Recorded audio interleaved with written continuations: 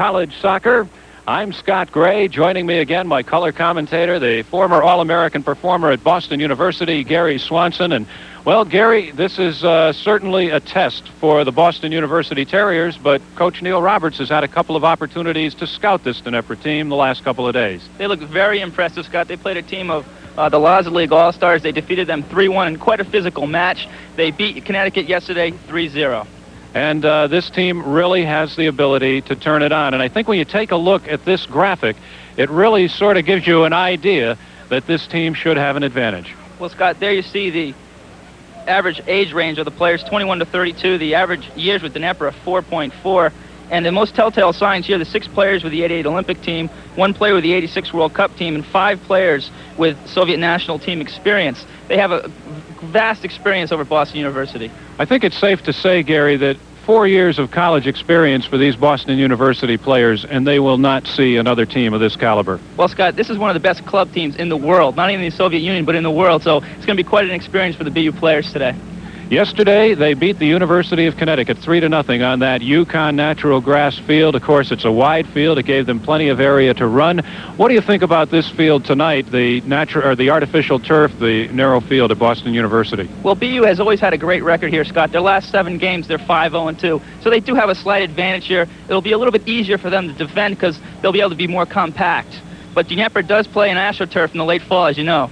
A special game on the New England Sports Network, an international game. DNEPR and Boston University, all the action coming up in just a moment.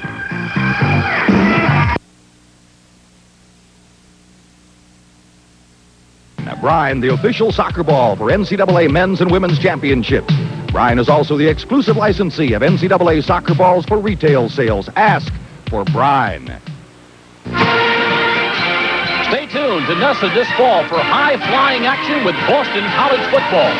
Be here when Nesson presents 11 great games as the Eagles, led by quarterback Mark Camphouse, speedy receiver Marcus Cherry, and a young defense looking to prove itself go into combat against powerhouses Penn State, West Virginia, Ohio State, and Syracuse. It's the excitement of Boston College football on Nesson, coming Sundays this fall, only to your New England Sports Network. Welcome back to Nickerson Field on the campus of Boston University. Scott Gray along with Gary Swanson set to bring you all the action as DNEPR of the Soviet Union takes on the Boston University Terriers. Right now I'd like to introduce the PA announcer for tonight's game, the public address announcer for the Boston Bolts, John Hess. Good evening, ladies and gentlemen. Welcome to Boston University's Nickerson Field for tonight's game between DNEPR, the Soviet national champion, and Boston University. And now the introduction of the 2 teams. First, the visiting DNEPR team. Wearing number 1, goalkeeper Sergei Krakovsky.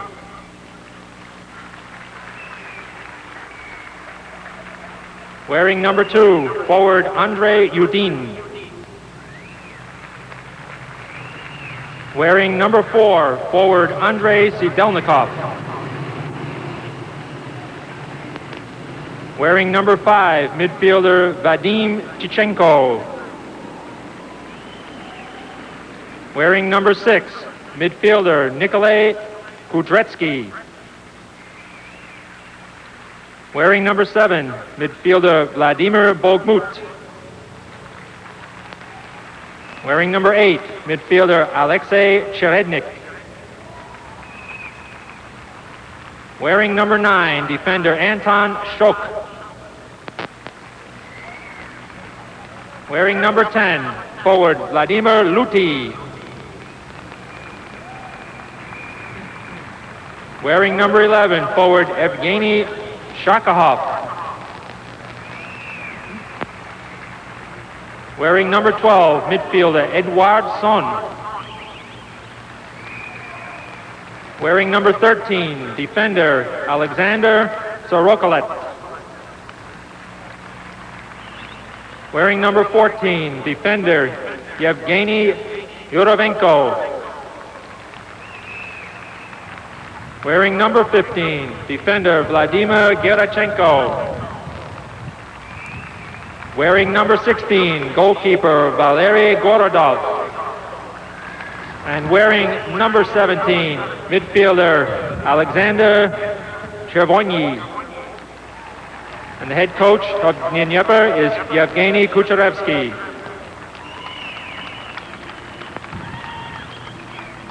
And now please welcome the Boston University Terriers. Wearing number 1, goalkeeper Jeff Hooper. Number 2, midfielder Dave Silk. Number 4, defender Evan Jaffe. Number 5, defender Phil Dunn. Number 6, defender Jeff Schultz. Number 7, midfielder and defender Robert Buckmeyer. Number 8, midfielder Peter Verplanke. Number 9, forward Mike Bertos. Number 10, midfielder Chris Verhagen.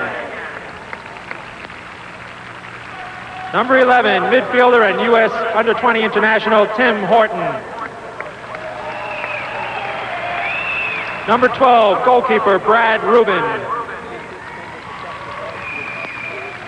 Number 13, forward Mukhtar Adam. Number 14, midfielder Greg Nepper.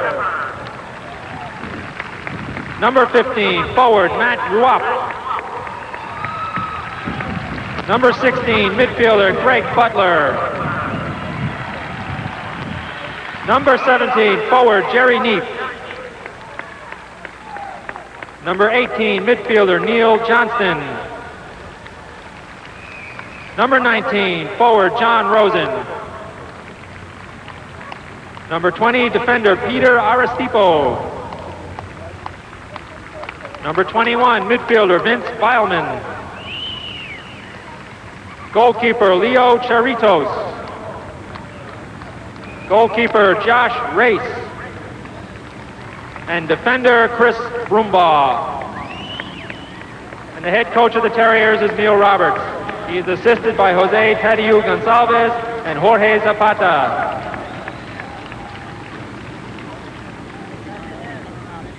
Ladies and gentlemen, we direct your attention to the far side, the left side of the field, where the flags of the two countries are flying. We ask you all to please rise for the singing of the respective national anthems. Tonight's anthems will be sung by Ms. Barbara Green, a 1987 graduate of Boston University. First, the anthem of the Soviet Union, followed by our national anthem, the Star Spangled Banner. Ms. Barbara Green. Союзный рушимый республик свободник, скотила навеки велика народ, да здравствует создан и воля народов, единый могучий Советский Союз. Славься Отечество наше свободное, дружбы народов на досе облать, партия Ленина, сила народная, нас кто за стул коммунизма ведет, скобрози сияло нам состо свободы, и Ленин великий нам путь озарил, нам правою дело он поднял народы, на труды, на подвиги нас вознорбил. Славься Отечество наше свободное, дружбы народов надутный облать, партия Ленина, сила народная, нас кто за стул коммунизма ведет.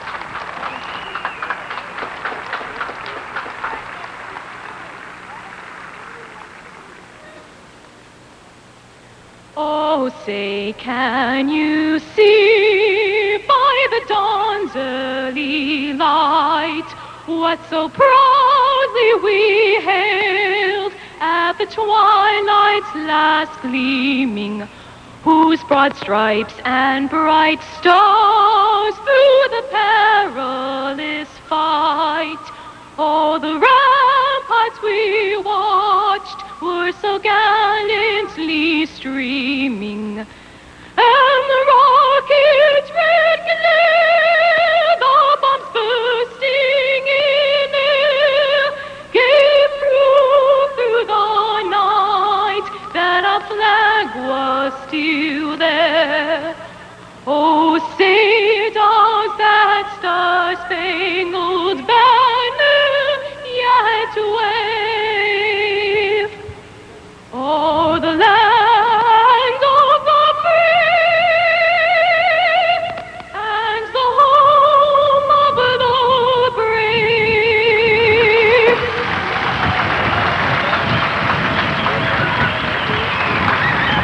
And now, gifts to both the BU and DNEPR coaches will be presented by two Ukrainian children, Markian and Oksana Dashowitz.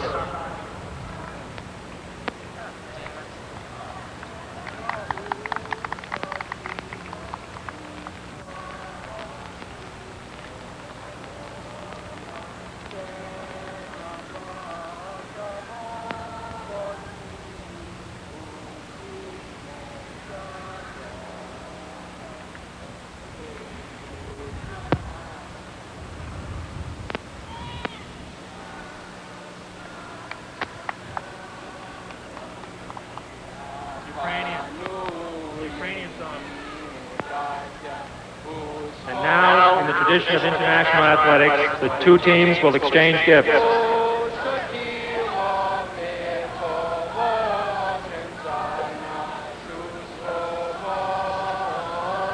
And you just saw the traditional exchanging of gifts among the players, or that is taking place now, and the traditional gift of bread and salt to Soviet coach Yevgeny Kotrevsky by Markian Dashowitz and his sister Oksana, and a gift of flowers for Boston University coach Neil Roberts.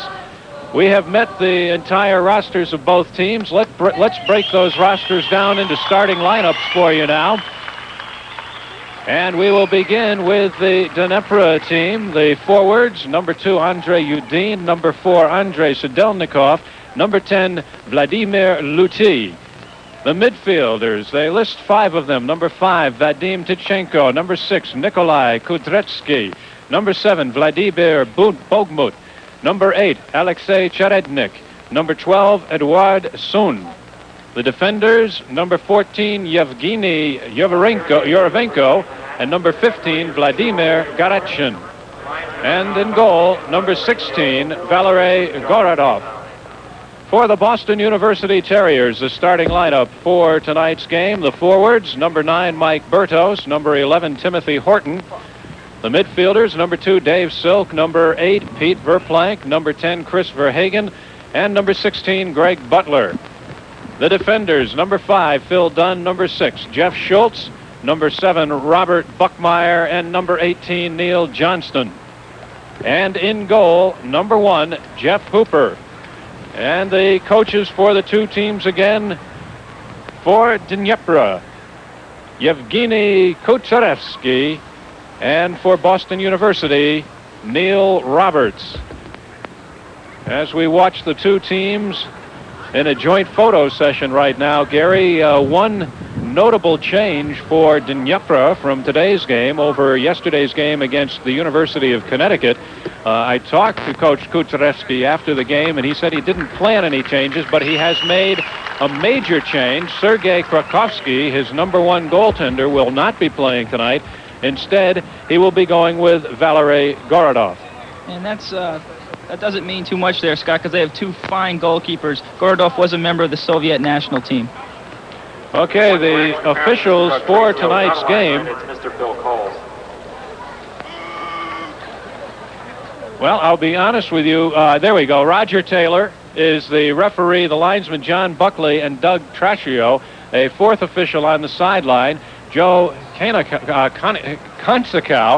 Sorry about that, Joe. I had a feeling that John Buckley would be working today's game, but the reason why I started to say there is some confusion about the officiating is that there was some confusion and still is. There's another group of officials standing by that thought they were supposed to be working tonight's game, and there was some argument right up until game time as to which crew would be working. As we look at Coach Yevgeny Kucherevsky, he coached DNEPR to the 1989 Soviet National Cup victory, and currently I believe they are ranked number 2 in the Soviet Union. Will be going home to play for the national championship. Neil Roberts, the Boston University coach.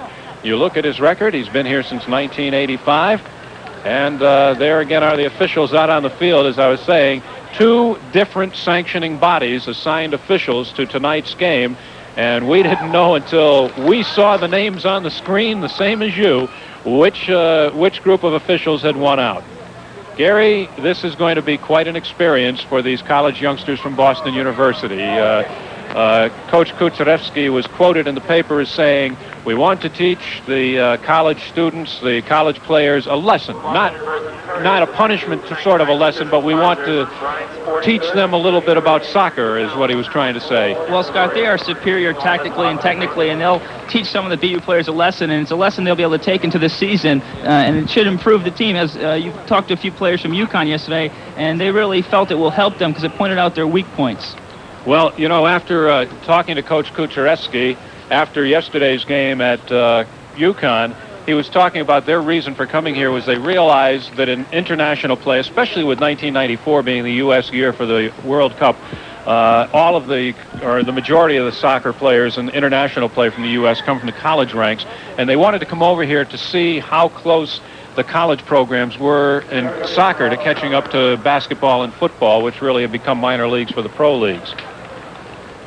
We are just about ready for the start of tonight's game, the opening kickoff.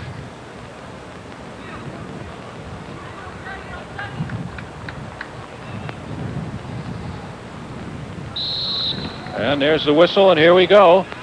Boston University will look for the first offense.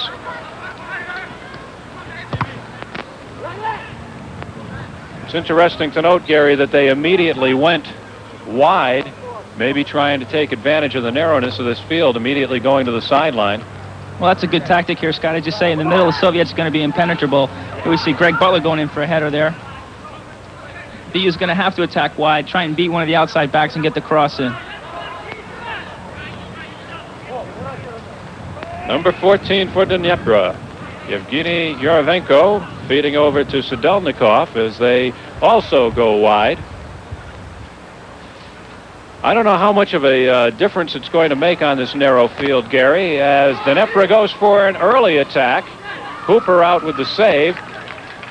But yesterday, Joe Maroney went with a tactic for UConn where he got the fastest guys he could on his wings because of the speed of the forwards for DNEPR, and they are just so fast. And Joe Maroney went with Brian Parker and Dave Hoffman, and that was about as much speed as he could represent, but they still were cutting in front all day. BU has 2 very quick players on the outside, Scott. That's a good point. Greg Butler, the sophomore from Harvard Mass, is out there. He scored 1 goal and had 4 assists last year. And they also have Dave Silk out here, we see right now, in the right midfield position. And Silk has just come back from major reconstructive surgery, and he's finally not wearing a knee brace. And he looked pretty good cutting in on that play. Gorodov will punt it out.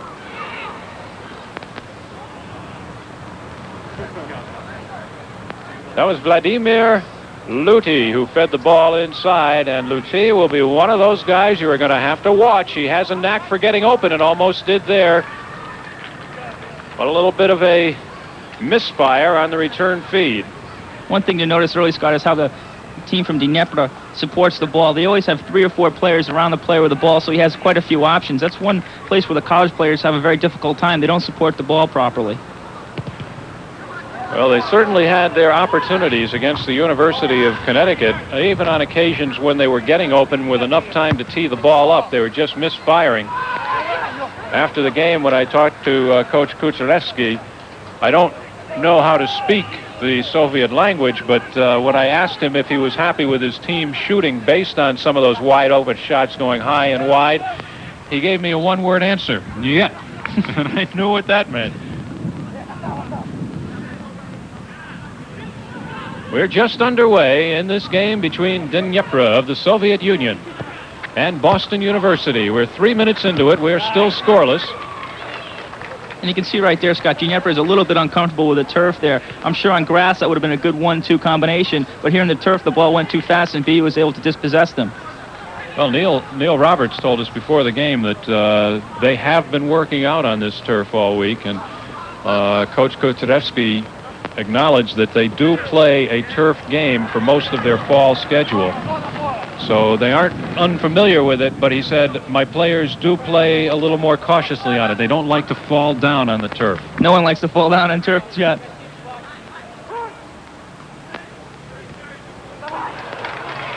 Silk on the side, looking to get it into the area, and he puts it behind the goal. That's very uncharacteristic there of Dave Silk, Scott. Normally he gets that swerving cross in right around the 6-yard box. You know, sometimes, Gary, I guess even though you're 100%, you're still feeling that injury to make sure it's not going to jump up and bite you. He may have just been testing the leg a little bit. Vadim Tkachenko.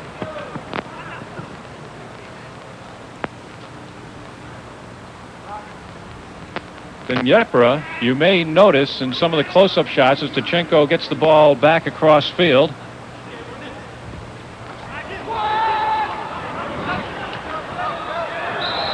Luti goes down, taken down from behind by Phil Dunn. Restart for DNEPR. Bogmut loses the ball to Timothy Horton. Notice how hard the BU players are tackling. Just prior to that, we saw Christopher Hagan with a nice slide tackle, and there Timmy Horton with a very nice tackle. You know, this is something, it is a contrast to the game at the University of Connecticut. Of course, on that wide grass field, you are almost tempted to play a little more soccer and a little less physical game.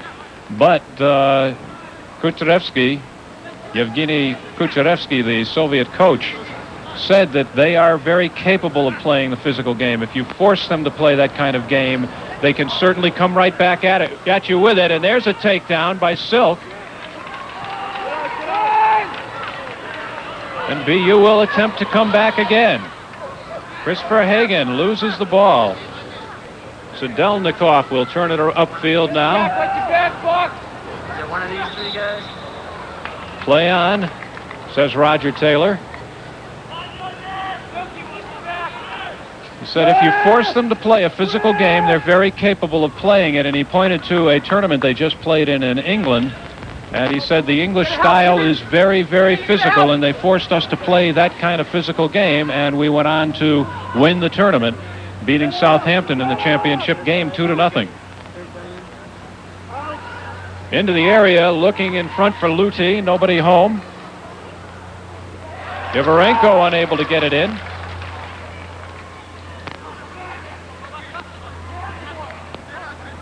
Robert Buckmeyer. You got three. Christopher Hagan, look at the double team that picked him up immediately, and when he turned around, there was a third man waiting to pick him up. At the level of play that DNEPR has, Scott, they just don't give the person with the ball a lot of time or space. He has to make the decision very quickly there. Christoph took 2 or 3 touches and had to get the ball quickly back to Jeff Hooper because he was surrounded by 3 defenders. They really do force the man with the ball. Looking to get into the corner. Luti in front and a slide out of bounds. This will be a corner kick for DNEPR. It's a nice sliding tackle there by Peter Verplank. He's been bitten by the injury bug as well, Scott. Problems with his Achilles tendon. Coach Robertson informed me before the game that he hasn't practiced in 2 or 3 days. Nikolai Kudretsky will take the corner. Tkachenko trying to get in front. Luti with a head on the ball, just wide. And look at Luti there. He wanted that one back, Scott. He really thinks he should have buried that one into the back of the net. And I was right about to say how BU has only had 6 days of practice, so they're not going to be looking too good on set pieces. And here's the head. He could not head that on goal, so he heads it across to Luti, who really could have put that ball into the back of the net. Disappointed with himself. And here's the cross again to the far post. The Soviet person at the far post just heads the ball back across the middle to Lute. I'm sure that was a set play because he was not heading that ball to goal. He was heading it back to Lute. Kudryevsky with just a perfect feed ball off of the corner kick. And he missed a beautiful tee-up shot over the crossbar at UConn yesterday, which led to the niet from Coach Kudryevsky. Buckmeyer looks for a long feed in front. Nothing doing. I mentioned in the close-up you could probably see across the DNEPR shirts it says Sonesta Hotels. This is a feed up in front, nobody home. BU will just let it go out and play the throw-in. Their tour being sponsored by the Hotel Sonesta. Boston University, by the way, wants to take the opportunity to thank New Balance. There is Coach Yevgeny Kudryevsky. Our apologies. We had the wrong fellow. The fellow in the middle right there is Coach Kudryevsky. Boston University would like to thank New Balance, Brine, Gatorade, and the Lowell Janitorial Service for their help in sponsoring tonight's game, bringing this team to Boston University. BU now looking for a rush. We have no score. What a bonus it would be. Verhagen tries to get in, and he is taken down just outside the area. What a bonus it would be, I was about to say, for Boston University if they could break on top in this game. American teams so far have not been much of a challenge for this DNEPR squad. Great piece of work here by Christoph Verhagen to lose the one defender, and he's forced to take Verhagen down. It will be a very dangerous set piece here for DNEPR as Verhagen and Bertos and a few other players, Timmy Horton, have a very, very capable strike on net here from only about 18 to 22 yards away. Okay, we have Timothy Horton and Verhagen in a bunch in front. Will Horton take it? Yes, he does. Oh, just over the crossbar. That was a nice setup by Boston University, and Timothy Horton wasted no time.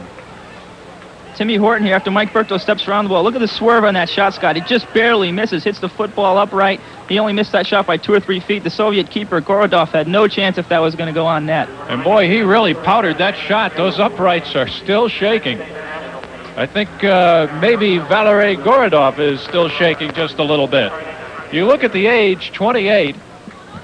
The average age on this team is 26 and some months, as they run from 21 to 32. So the youngest player on this team would be about as old as the oldest player on the Boston University team. And most of the players on DNEPR have vast international experience, as we talked about in the opening of the show. Jeff Hooper. Hooper really, surprisingly, has not been challenged that much so far. We're about 10 minutes into the game. And so far, DNEPR apparently still getting a little bit used to this turf. You know, the turf that they play their autumn schedule on is an indoor turf, so it wouldn't have the crown field like this, which does pose a few problems of its own. Another factor, Scott, they could be slightly fatigued. This is their third match in 4 days, excuse me. It could be the fatigue factor, then, that led to the goalkeeping change. Get up! In front for Yurvenko. He loses it. And here comes Boston University. And that's an offside feed in front. Oh. Mike Bertos, or excuse me, that's Peter Verplank, was just offside. And that's where the experience shows right there, Scott. Peter Verplank was carrying the ball forward, and the Soviet defenders just pushed up. The DNEPR defenders just pushed up, let Mike Bertos run into an offsides position. Verhagen with a header back. He was looking for Greg Butler, nothing doing. We'll get a restart for DNEPR. Yurvenko tried to get a through ball, unable to. Verhagen picked it away. Almost a challenge for Hooper, but still. Coach Neil Roberts of the Boston University Terriers looking on. His team has had only 6 practice sessions so far. Pretty much a week of double sessions, however. he's a little concerned that maybe the legs will be a little tight on his guys because of those double sessions. So he eased things up a little bit on Saturday and went with just a single session practice. He was very happy how his players turned up to preseason in good shape. So right from the get-go, they could work on the technique and the tactical work. At midfield, Boston University looking for an attack. Into the area, almost getting inside is Bertos, and Bertos is called for the hold. As this game is taking on certainly a much more physical aspect than the game this team played against the University of Connecticut yesterday.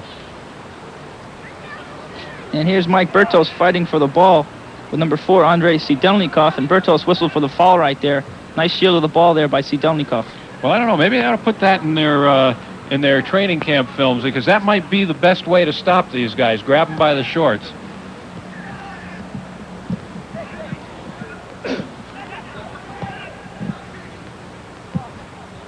Long feed across field by Sidelnikov.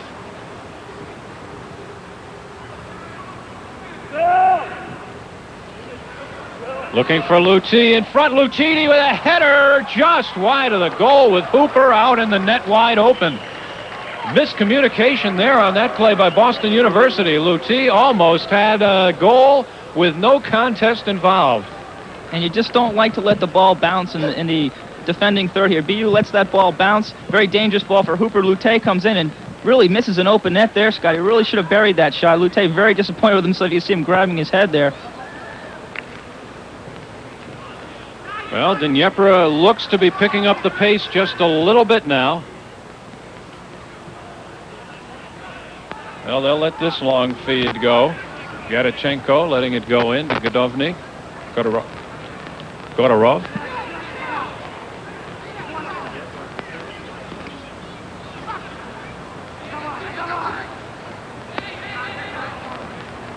And Boston University will have a throw-in opportunity just outside the offensive third. It's going to be Robert Buckmeyer with a throw, and he has started 63 consecutive games for Boston University.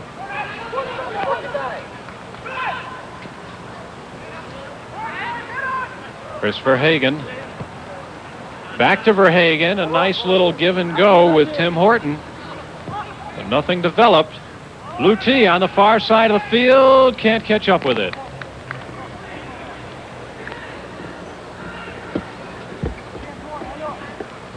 Here's a good shot of Vladimir Lutte, who has played for the USSR national team, and in 1988 was voted the second best forward in the USSR.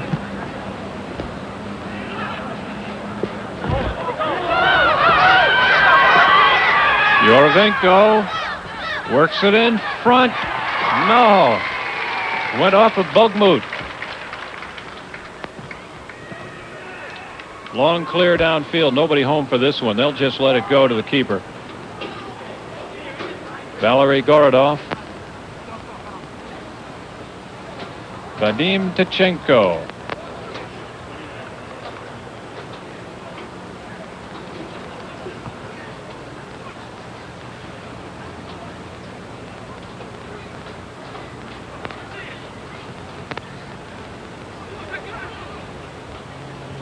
Yorovenko and Tkachenko playing a little back and forth give and go. Sidelnikov works it to midfield. Now they want to start a play.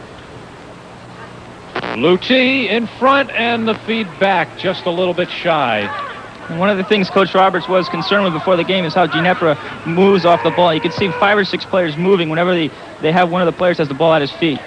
Beautiful to watch. Once they decide what they want to do offensively, everybody seems to move in unison. Their technique, their tactics, their knowledge of where everybody is on the field, just superior.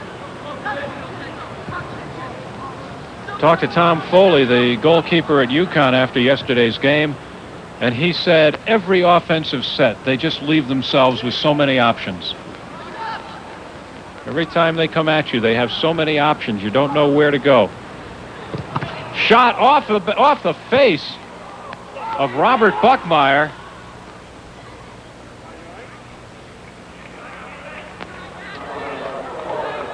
Boy, trying to get the ball through to Lutti, who has it now, and Buckmeyer was right there and literally blocked that pass with his face. I think that's what you call taking one for the team. That was Edward Song, who tried to get ahead on the ball, did get ahead on the ball, but much too wide. There's Robert Buckmeyer. First team all North Atlantic Conference last year. Wearing the captain's stripe. We are under 30 minutes now. We have played nearly 20 minutes of this first half, and you can see we are still scoreless at Nickerson Field at Boston University.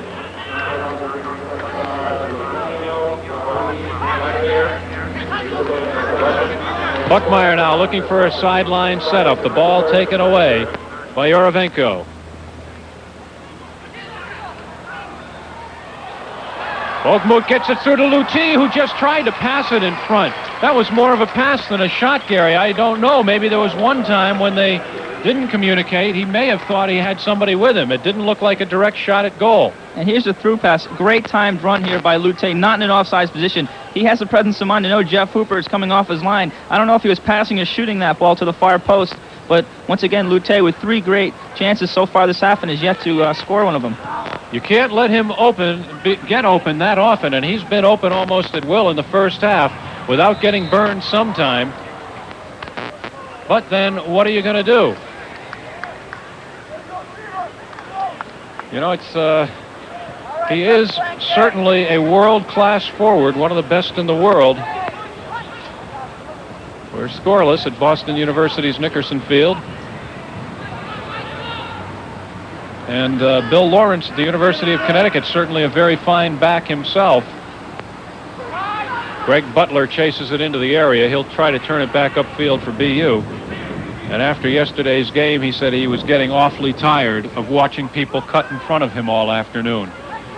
But that's pretty much the way it went yesterday, as he got to know Mr. Lutti very well.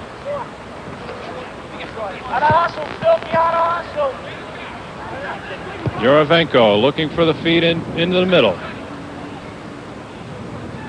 Bogmut got a feed through. What DNEPR does here, Scott, is they play the ball side to side, and they wait for a tactical advantage. They wait for a numerical advantage, then they go forward. Very smart soccer. The play really is moving from our right to our left, Gary. All of a sudden, the play started to go more over the midfield side to the BU side. And now, all of a sudden, it's going into the attacking third as we look from the end zone. As play goes on at midfield, Yorovenko to Udine.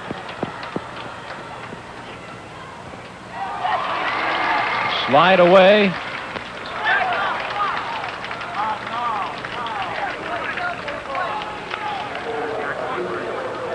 But again, the play comes back into the attacking third for DNEPR.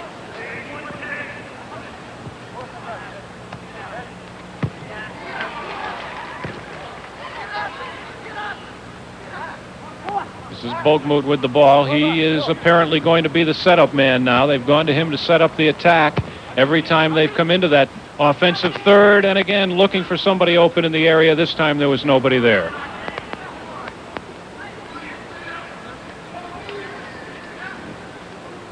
It is interesting, Gary. They seem to have 2 or 3 target men, not just up front for the guys you want to score, but they seem to have the guy they target to bring the play into the offensive third. They have the target man up front, who obviously is Lutti.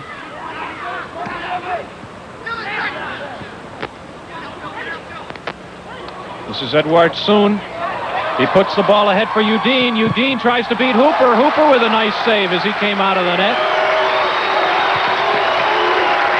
I think once Udine picked up the ball, Hooper had no choice but to commit. Tremendous pass here by Lutte to Udine. Hooper comes off his line well, cuts the angle down. Udine shoots it right at his feet, and Hooper's able to kick the ball wide. Tremendous save there by Jeff Hooper. That's got to do a lot for his confidence level. Actually, the first time he's really been tested, he has been challenged, but they've just missed on the shots, and Hooper challenged this time. And we'll wait for the call. It will be a goal kick for Boston University. And here's Udine once again. Drives the ball low, which is the most difficult for a goalkeeper, but Hooper gets his foot on it and kicks it wide. Tremendous save there by Jeff Hooper. And here's the save by Jeff Hooper right there. Lute has much too much room right there. He's able to turn the ball inside the penalty box. Phil Dunn right there really has to get on Lute's back and not let him turn. Once again, a good save there by Jeff Hooper. And again, the play going right to left as DNEPR has really taken over control of the play.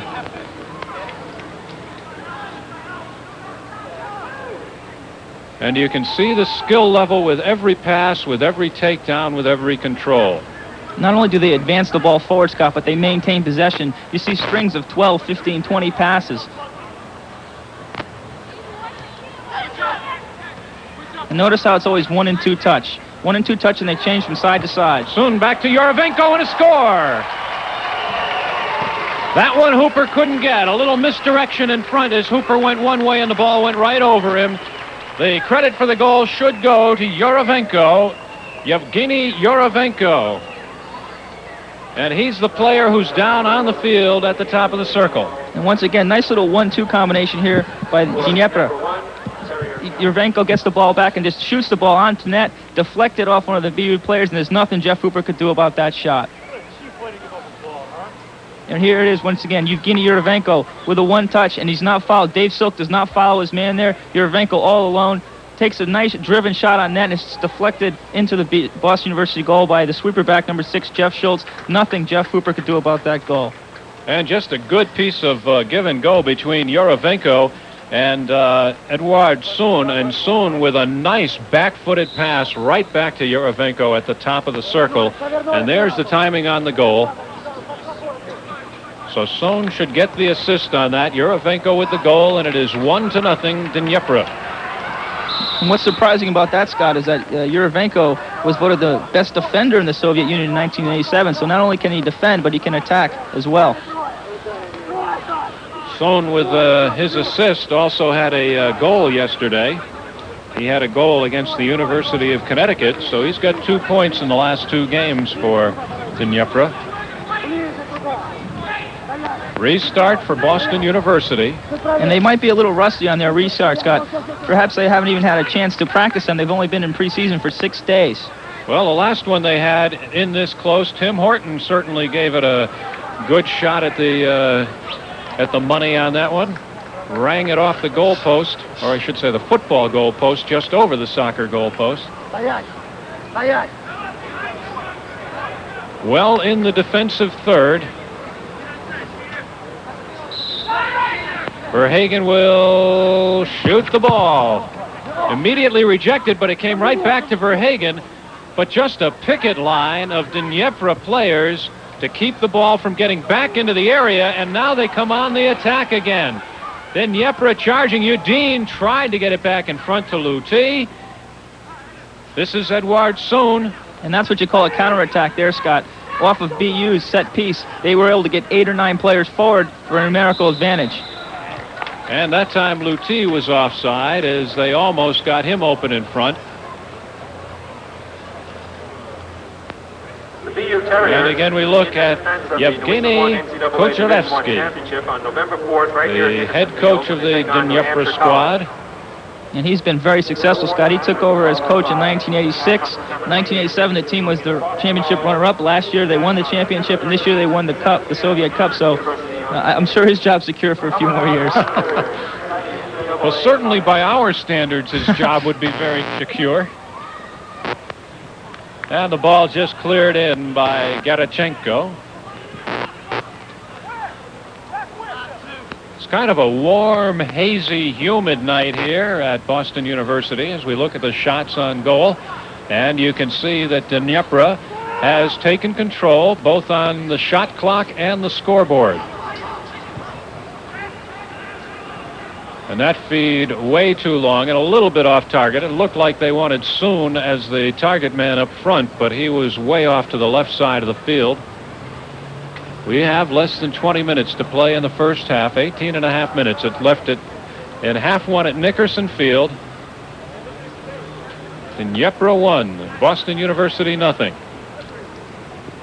Jeff Schultz with the goal kick. And just prior to that, we saw smiles from Jeff Hooper and Schultz. They're having a good time out there, and that's what it's all about, Scott. Well, you got to have a good time in a game like this. It doesn't really count for anything, and if you treat it in the proper manner, Jeff Hooper we're looking at now, if you treat it in the proper manner, you can learn something from a game like this. You can learn a lot from a game like this.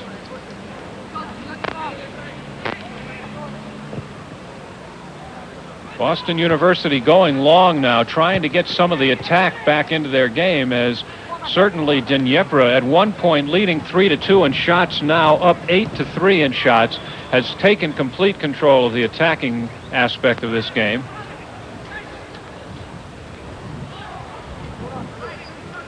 I was saying it's kind of a warm, hazy, humid night here in Boston, and we can wonder if that might have a little bit of an effect on these players. And there, Timmy Horton tried to dispossess the DNEPR player. Couldn't catch his number there. Ball went out of bounds for a DNEPR throw-in. Especially the DNEPR players, Gary, as you mentioned earlier, this is their third game in 4 days. Here's an attack for Boston University, and just a nice little cutting piece of defensive work. And DNEPR comes away again with a quick counter. Udine goes down. He was the man who came up with the big defensive play at the other end, just circling behind the Boston University players and coming away with the ball, and Udine is still down at midfield.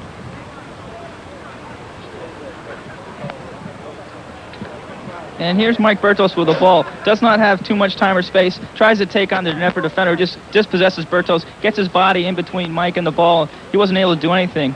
In that situation, Scott, he should have tried for a 1 or 2 touch shot, or should have knocked the ball. We saw the foul there on Udine. Referee Buckley chose to let play go on there, however. Well, it was just a crossing foul. He actually tried to cross in front of Dave Silk while he was trying to cross the ball from foot to foot.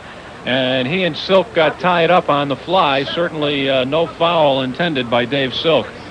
But Andre Udine appears to be all right. He's going to stay in the game, shaking off the trainer a little bit. The Red Sox next stop on their road trip is the beautiful Bronx, New York. Tune into Nesson Tuesday night at 7:30 p.m. when the oldest rivalry in baseball adds another chapter. The Yankees took 3 out of 4 the last time these teams met in New York, so the Red Sox, of course, are going to be looking for some payback. That's the Sox and Yankees live from Yankee Stadium Tuesday at 7:30 p.m. right here on Nesson. Boston University again looking for an attack. Unfortunately, nobody home up front for Peter Verplank. And right there, BU had a 3 versus 3 situation. But as you can see, they're a little out of shape there. None of the people on the wings made a run for Peter Verplank. He tried to take on the defender 1 versus 1, but could not beat him. It was sort of a lateral play, as he had nobody up front to pass the ball to, and all he could do was try to get it into the area and hope somebody could cut in. 15 minutes left to play in the first half. 1-0 DNEPR.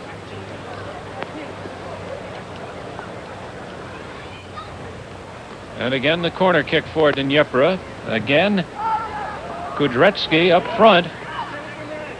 Udine. And the ball headed away.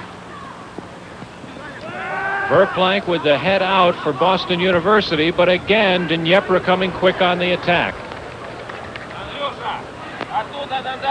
На дальнюю. Перехват оттуда идет, и отрез.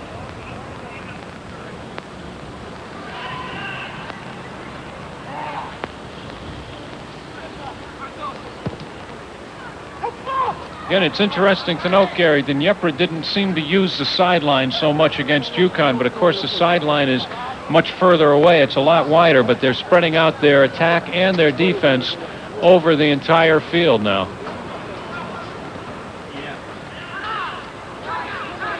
Tim Horton for Boston University. Plays the ball ahead for Verplank.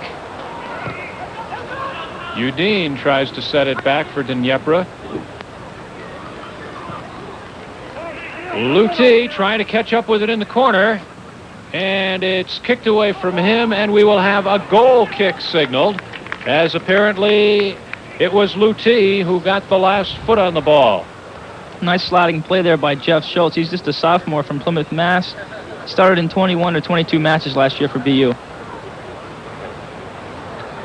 That was the score yesterday at the University of Connecticut Soccer Stadium. Both coaches said afterwards that they felt it could have been quite worse.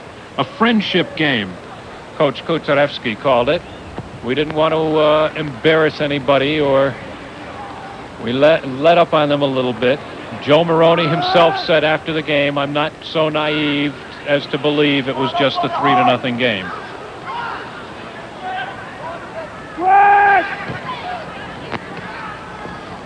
Actually, I haven't seen... Oh, DNEPR looking to get into the area again. A takedown, no call, and the ball cleared away by Robert Buckmeyer. And BU is starting to look slightly fatigued now, Scott. A lot of their easy passes are going astray to DNEPR. And here's Verplank with the ball right here, taken away by number 6, Kutarewski, who was subsequently fouled, but no call there by referee Dave Buckley. I was going to say, we haven't seen him, but I wouldn't be surprised if UConn coach Joe Maroney is in the stadium tonight. There's a pretty good crowd on hand, so it's not that easy to pick him out, but I'm sure he would like to get a look at this Boston University squad. Well, they are the defending New England champions, Scott, and they have to be chosen as the #1 team this year in New England, and their goal this year is to reach the Final Four. They're not going to be satisfied with winning New England once again. And the regular season for these college soccer teams not that far away. Boston University opening September 4th against New Hampshire College, and a high shot goes wide. UConn will be opening September 1st with a 2-game swing to Florida. They play South Florida in Tampa on September 1st and then go about halfway across the peninsula to Orlando on September 3rd to take on Central Florida, before returning to Connecticut for a game against Boston College.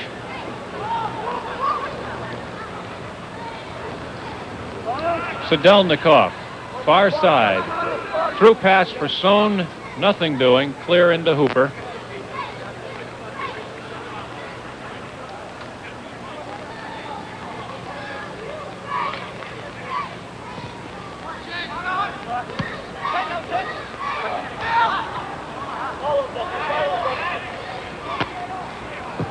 Oh, that shot went off the back of Sohn.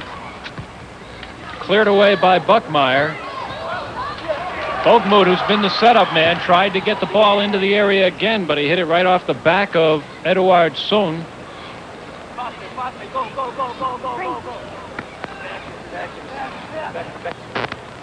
And here's a defensive play once again by Boston University. Nice shot there, but deflected by his own teammate. And that would have given Hooper a difficult time because it was low and driven towards the corner.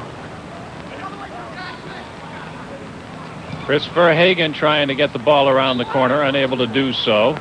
But it will be a throw-in for Boston University. Robert Buckmeyer to Dave Silk. And again, you can see how closely guarded the man with the ball is against this DNEPR team. Horton feeding it through for Bertos. Bertos with a back foot feed for who? I think he was expecting Verhagen to cut in behind him. And a long punt downfield by Gorodov. Now, on that particular play, Scott, Mike Bertos should have played the ball very simple. He had Greg Butler on the flank wide open. Instead, he tries a tricky backheel play. And it's very frustrating when you're out there in the field. You work hard, and you get yourself in a good position, and he tries to play like a backheel, and it doesn't work. We're under 10 minutes to play now in the first half. 9.5 minutes. And half one, 1-0 DNEPR. Play on, signaled by Roger Taylor on another takedown. This is Timothy Horton now for Boston University. Around 2 men, and BU retains possession. Verhagen putting it ahead for Silk. He's going to run into some opposition. But Silk will try for the corner again. They lose it, a throw in for DNEPR.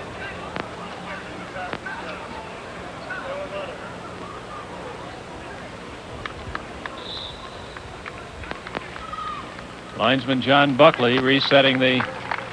We have our first substitution of the game now. Into the game, Mukhtar Adim, a freshman from Boston for Boston University, wearing number 13. The first substitution of the game. We may not see a substitution from DNEPR. There are a couple of players who are injured with back injuries. Unfortunately, a real world-class player, a back, Anton Schoch, who is also the captain of this team, has a sprained back that I believe he suffered in the Lazo League game on Friday night, Gary. So we won't get to see him tonight. That is unfortunate. And also, Yevgeny Shakhov is suffering from a back injury. So we may or may not see him. I guess if it's not a real tense situation and remains in that pressure. Here we have another opportunity for DNEPR off the post. Edward Sun off the post. And you could hear that one rattle and ring. And Edward Sun with a great run right here. He cuts in on the defender, so there's nothing Johnson can do about him but follow him, lets him go. And Sun just unloads an unbelievable shot right there. Hooper had the near post covered, but lucky for him, it clanked off the post. Edward Sun once again with a tremendous move around Johnson. Hooper, the goalkeeper's best friend right there, the goal post, and the ball goes wide for a goal kick for BU. Edward Son with a goal and an assist in the last 2 games, and he doesn't get the publicity that some of the other players do, but he's right up there ability-wise, to be sure. He has been an offensive threat. Now we have some pushing at midfield. Roger Taylor breaking things up, and he's going to call this play back.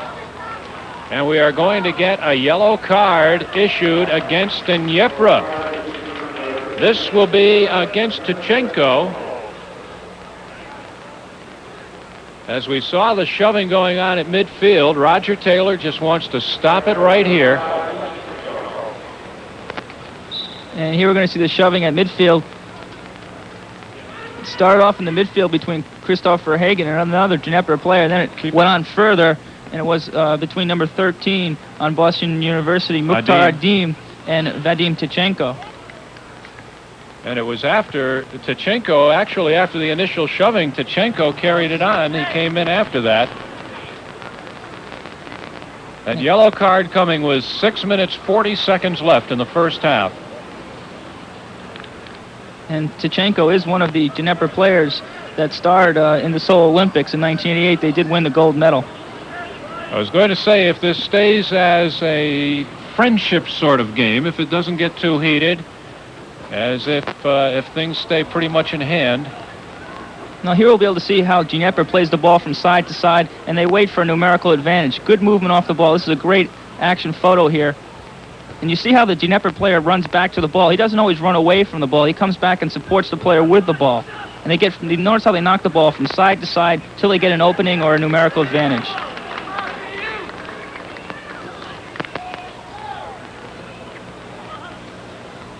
We might see a substitute or two. I know that if the game does not get too physical and if they have matters pretty well in hand, Coach Kuchareski might like to get Shakhov anyway a little game action to try to work him back from his back injury slowly. That was the way it happened yesterday. And we have a tangle up at midfield. Adim getting tangled up there with Cherednik. Just inside the offensive third of BU. And here's Adim trying to shield the ball. Cherednik comes in and clearly fouls him there. That might have been a little payback for the action that went on previously in the midfield.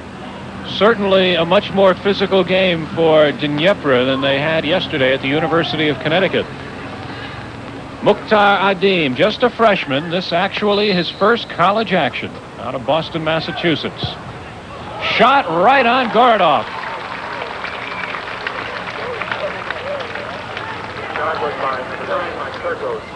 And here's a shot by Christoph Verhagen. Actually, it's Mike Bertos. He just unleashes with a tremendous shot. He was BU's leading scorer last year with 17 goals. Well, they've tried a couple of different sets off that restart in the offensive third, and that time they just went with a straight-on approach, and that was as good a scoring opportunity as they have had this game. Chris Verhagen for BU. And again, he works it ahead, but there are no teammates downfield. It's a good idea there by Christoph's guy. He just didn't execute it well. He's trying to switch the field of play. He had Dave Silk open, but unfortunately Silk wasn't wide enough.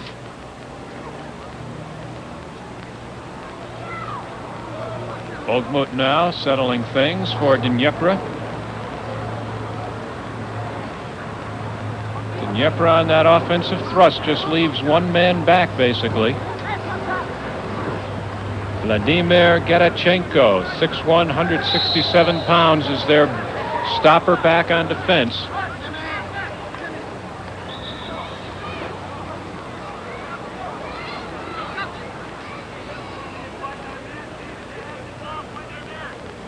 Roger Taylor signaling the restart for DNEPR.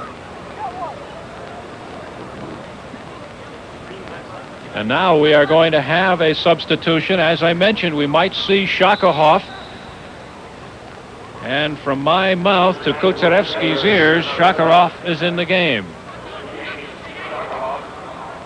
And he's quite a player, Scott. He was named the best forward in the Soviet Union in 1988, and he was also another one of those players that played on the Olympic squad in 1988 in Seoul.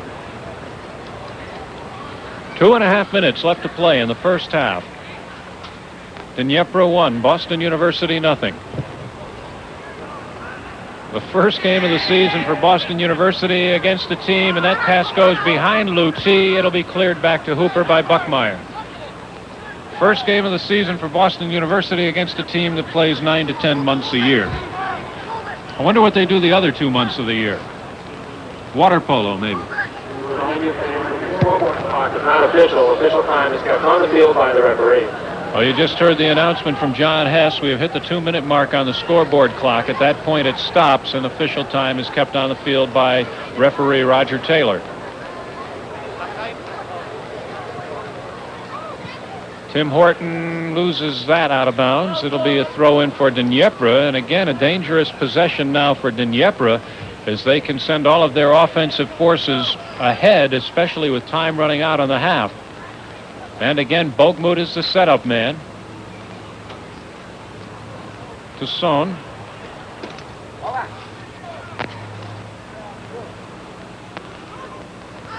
And they force them all the way back to Gerachenko.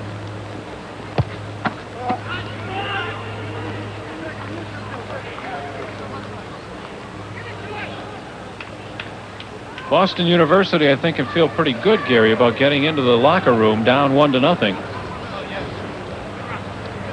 It's got to do wonders for their confidence, Scott. They came out in the first 10 or 15 minutes and played some pretty good soccer, but I think DNEPR turned it up a notch at that point and really started taking advantage. DNEPR continues to attack as the half starts to run out. Verhagen gets in the way of that pass, though. And again, the setup man, Bogmut.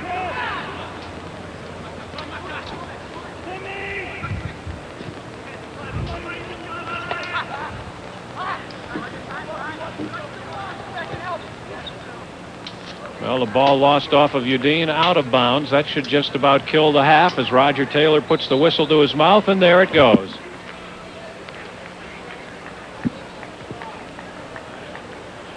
Well, now he's just signaling that the throw-in will go the other way to Boston University. Tim Horton taken down. And again, a restart for BU.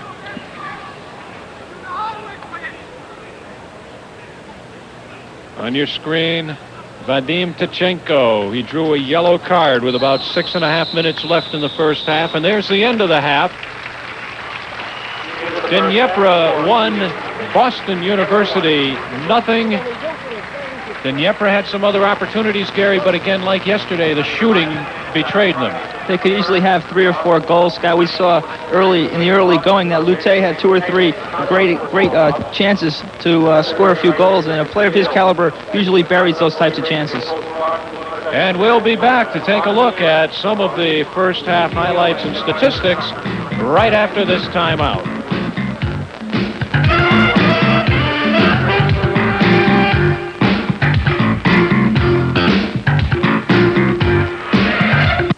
Be sure to tune in this fall as NESN brings you its 5th season of New England college football. Exclusive coverage set to begin in September will feature the UMass Minutemen, who still have Division I playoff hopes dancing in their heads. Sensational rookie running back Carl Smith of Maine, the University of Connecticut's record-breaking quarterback Matt DeGennaro, and the aerial attack of Boston University's star receivers Darren Altieri, Steve Kennelly, and Darville Hoffman. It's exciting New England college football action only on NESN. New England College Soccer kicks off a new season this fall only on NESN. Catch a power-packed schedule, including exclusive coverage of the Big East Championships. See the likes of the always tough Harvard Crimson and standout striker Paul Baverstock, the talented and preseason favorite Boston University Terriers, and the University of Connecticut Huskies with returning goalie Tom Foley. It's another great season of New England college soccer coming this fall only on Nesson, your home for the finest in intercollegiate soccer coverage. Nesson in August has the best in women's professional tennis with live coverage of the Canadian Women's Open from Toronto, Canada.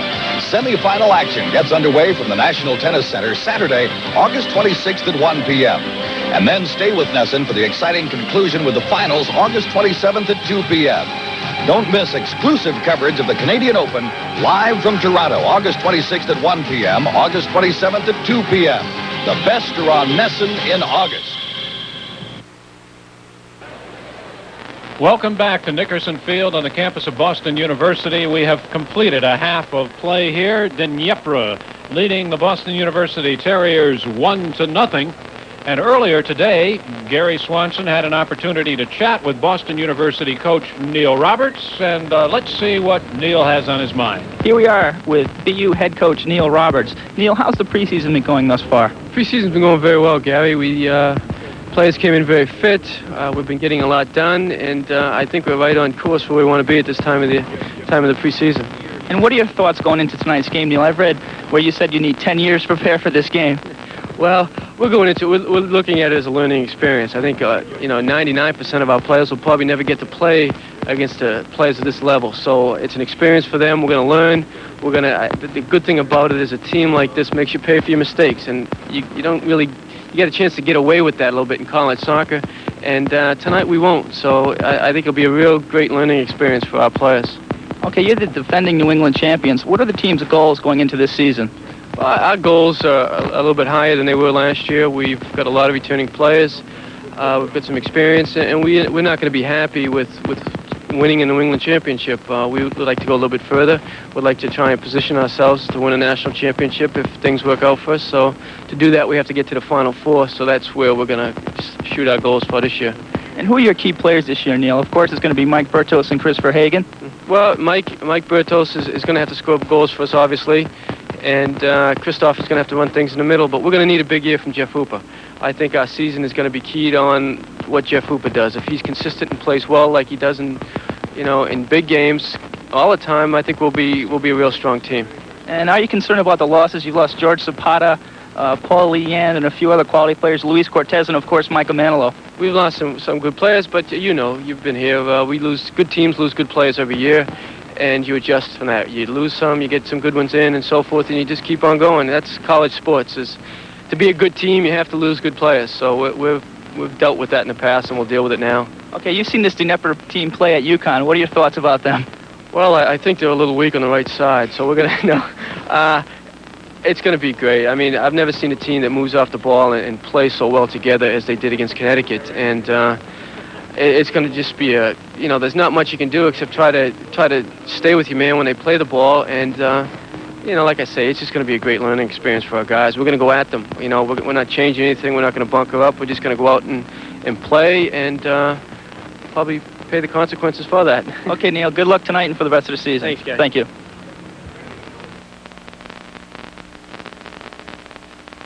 And that's Boston University coach Neil Roberts. And I'm surprised, Gary, when you said you lost some good players. He didn't say, well, we survived the loss of Gary Swanson. 1-0 our score, DNEPR over Boston University at the half. We'll be back with some of the highlights and statistics of the first half right after this timeout.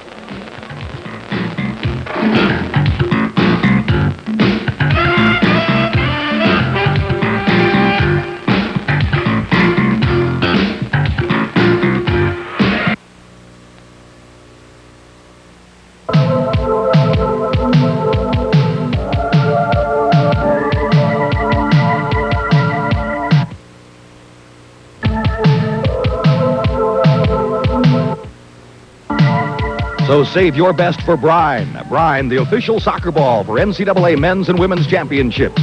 Brine is also the exclusive licensee of NCAA soccer balls for retail sales. Ask for Brine.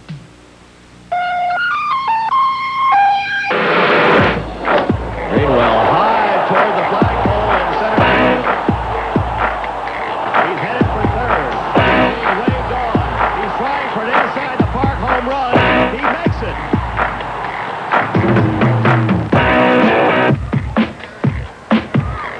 3-0 for the bottom The bases are covered. On Nesson.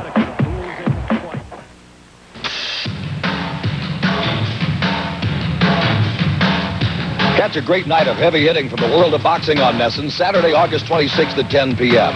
It's Fight Night at Felt Forum from Madison Square Garden. The excitement builds when surefire heavyweight contender Michael Dokes heads a card that features up-and-coming young brawler Seamus McDonough. The action will be fast and furious, August 26th at 10 p.m. Fight Night at Felt Forum exclusively here on Nesson. We deliver. As we look across the Charles River from our perch here high atop Boston University's Nickerson Field, we see the score 1-0 Dnepr at the half. And Gary, I guess for the first few minutes, they sort of let Boston University play. Dnepr did.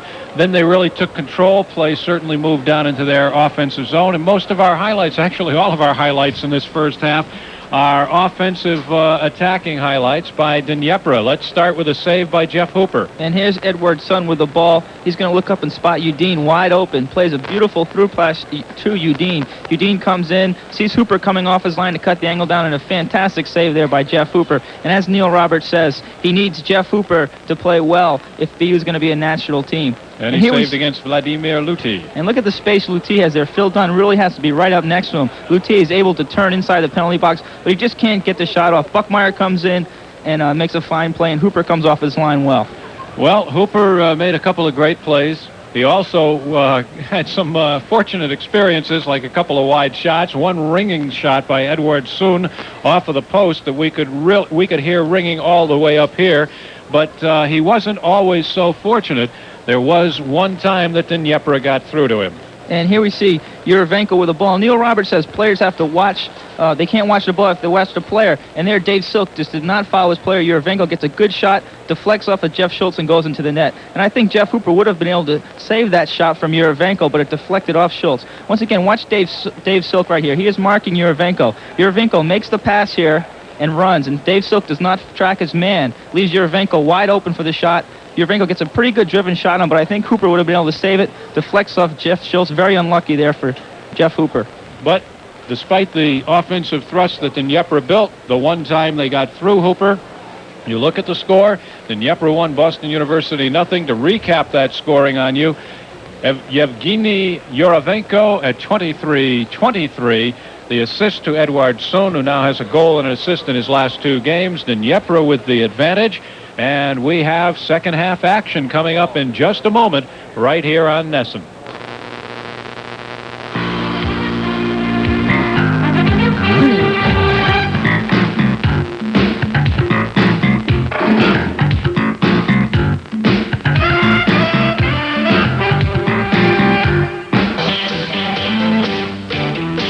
Catch all the explosive power of Pac-10 football coming to Nesson this fall. See the best from the college ranks of the West Coast, featuring the defensive-minded Trojans of USC and their potential All-American quarterbacks Mark Carrier and Cleveland Coulter. The battling UCLA Bruins with top pro prospect Charles Arbuckle at tight end, and the much-improved units from Oregon and Stanford. It's the thrills from the Pac-10 this fall, exclusively here on Nesson. GM Motorsports presents the Monza 300 National Series Stock Car Race from beautiful St. Félicien in Quebec. Don't miss the fastest short-track stock cars in North America in 300 laps of classic fender-to-fender competition.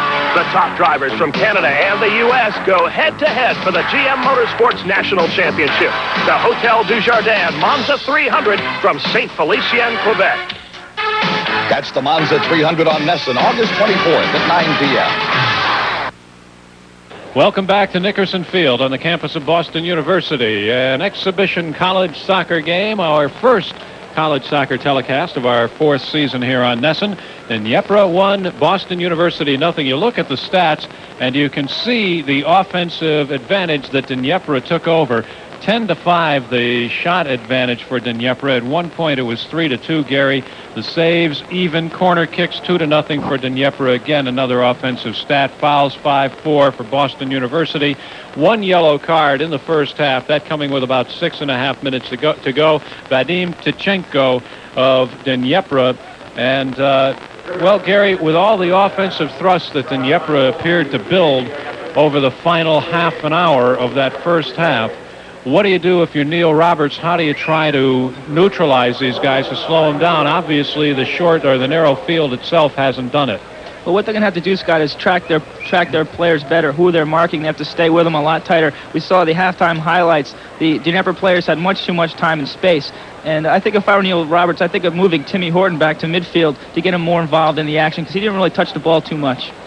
Well, the player in blue that you saw on the DNEPR bench is the #1 goalkeeper for that team, Sergei Krakovsky, who did not start tonight's game, and he will not start the second half either. Valery Gorodov will stay in the net for DNEPR. There's Krakovsky.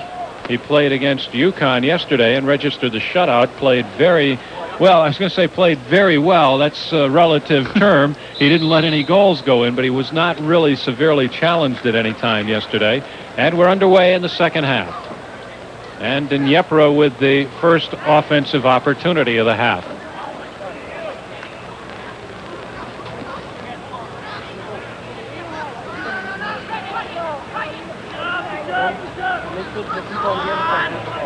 And DNEPR immediately goes to the wide set, the width and depth set again. Son tries to get the ball in front, and Horton clears it back to Hooper. And it looks as though Neil Roberts and I are thinking the same, because it looks like Timmy Horton is back playing center midfielder. And he's had a great summer. He played for the East team at the U.S. Sports Festival. Had a chance to chat with him before the game. He was elected captain by his peers. The players elected Timmy captain as just a 20-year-old. Head clear back by Verplank. You know, we mentioned a couple of things about tonight's game, Gary, being the third game in 4 days for DNEPR, and the fact that it is a much more physical game than they normally play. And those two factors may already be taking a little bit of a toll, because already here early in the second half, we see a couple of possible substitutes warming up on the sideline for coach Yevgeny Kutretsky. And a deflection wide by Hooper, as that just sort of snuck up on him. And what a tremendous ball this was by number 6, Nikolai Kutretsky, to the far post. And I believe that was Lute, unmarked once again. A tremendous save there by Jeff Hooper, who was able to parry the ball wide. And the corner kick again for Kutretsky. Sadelnikov puts it up in front, looking for a head. Horton unable to clear it away, but the ball cleared out over the end line by Neil Johnston. The subs that we were talking about warming up on the sideline, actually one of them is Yevgeny Yuravenko, who did start and play most of the first half. The other is Alexander Sorokolet, who did not play in the first half. The corner kick goes up in a header wide.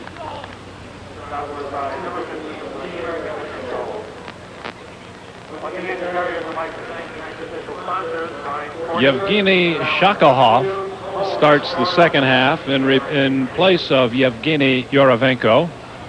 Shakohov was a late substitution late in the first half.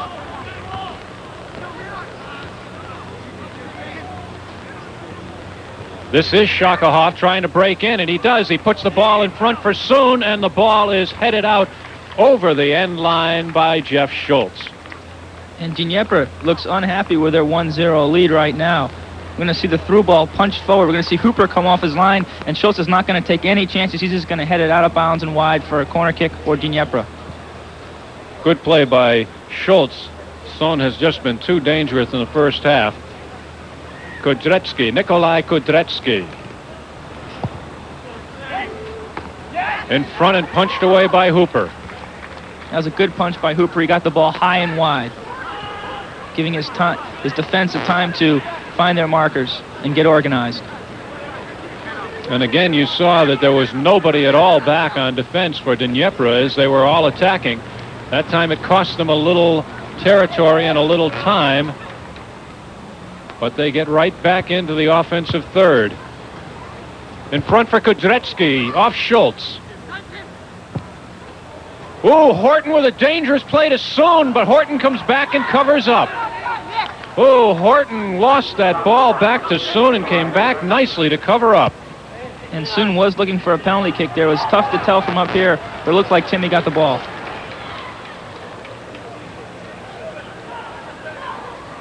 Well, Gorodov lets it go over, but we're going to have a push call. And here Timmy Horton with a mistrap. The ball goes right to Soon. Sun takes a little bit too much time, and Timmy Horton comes in with a nice sliding tackle there. He did barely get the ball, but it could have almost been a penalty kick whistled there by Roger Taylor. He decided to let play go on.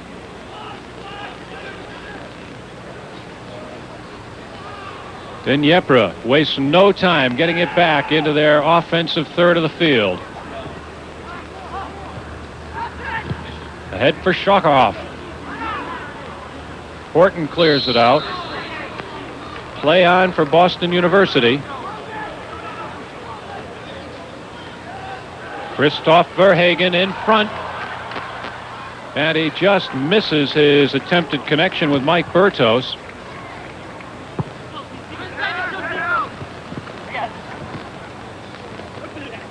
I think this is one thing about the turf, Gary, that they still haven't gotten used to, however, is the way the ball bounces when those high passes, when those long passes come down.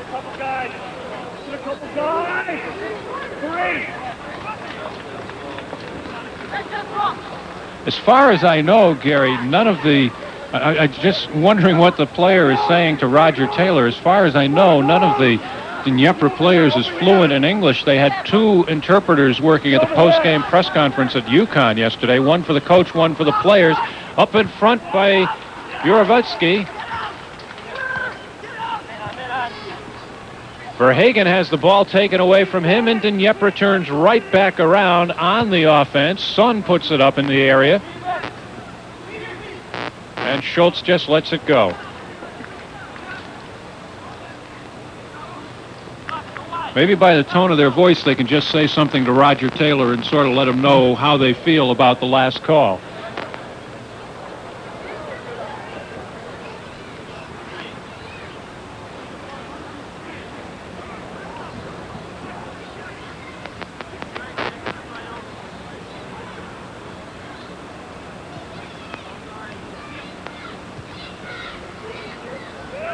Looking for Shakahov breaking into the area.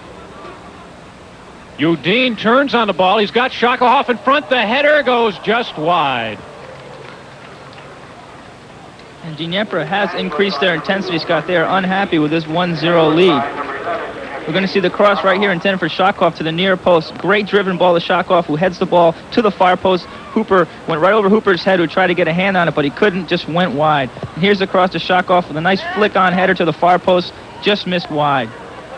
And again, they're passing into the area to the target man from the outside and from the corner area especially, almost pinpoint. That time, Andre Udine, who was stopped on a brilliant save by Hooper in the first half with the pass in front.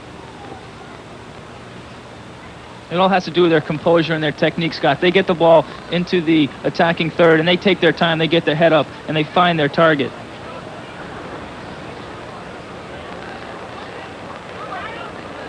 Just like at the University of Connecticut, the openings are there, the opportunities are many, but the shooting has not been quite the way Yevgeny Korachevsky would like to see it. And here's a shot by Butler, but that was wide. I believe Butler was intending to cross that ball, his left foot, trying to swerve it to Mike Bertos, just mishit the ball.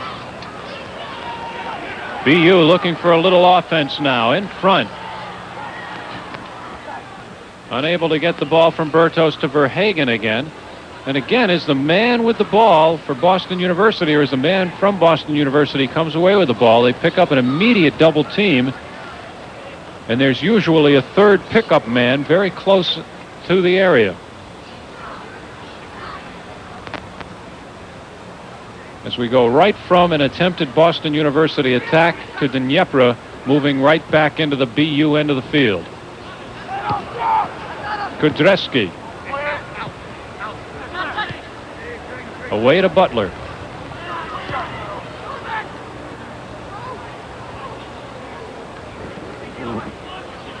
Well, Butler was looking for Verplank, but that was nicely played on a turnaround takeaway by Garichenko. And Garachenko's an interesting story, Scott. He started as a 7-year-old at the DNEPR soccer school. Most times, European teams and South American teams pick their players and they're very young, and they start playing them at their soccer schools at a young age, like 7. Coach Kuczerewski told me yesterday that every player on his team is a college graduate, and then they go on to play for club pro teams before coming on to play for this DNEPR team, which would explain the age on this team, why the players are as old as they are, as we look at Vladimir Garachenko.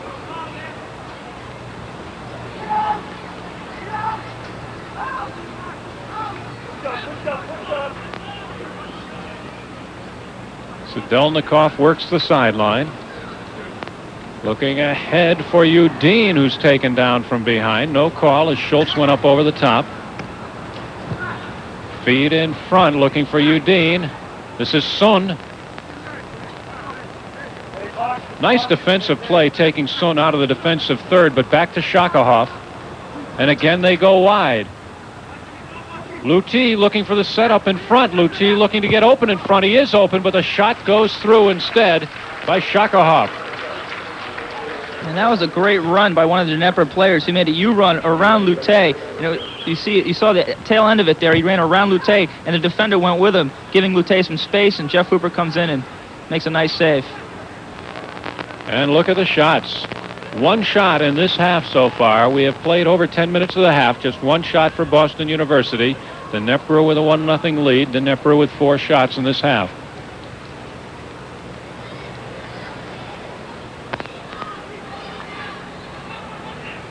Sedelnikov opening things up, looking for a through ball, unable to get it there.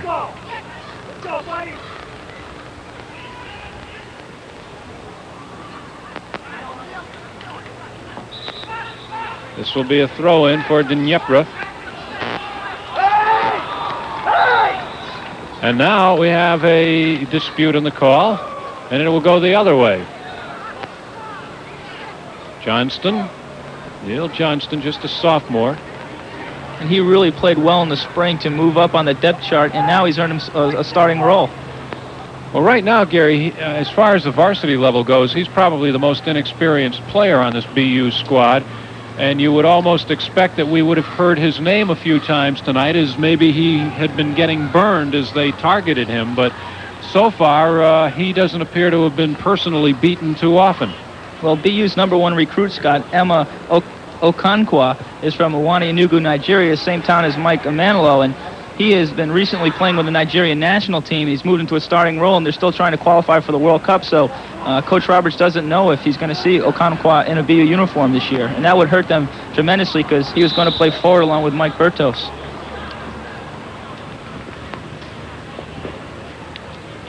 And here we see Dave Silk shielding the ball away from one of the defenders, number 11, Shakov.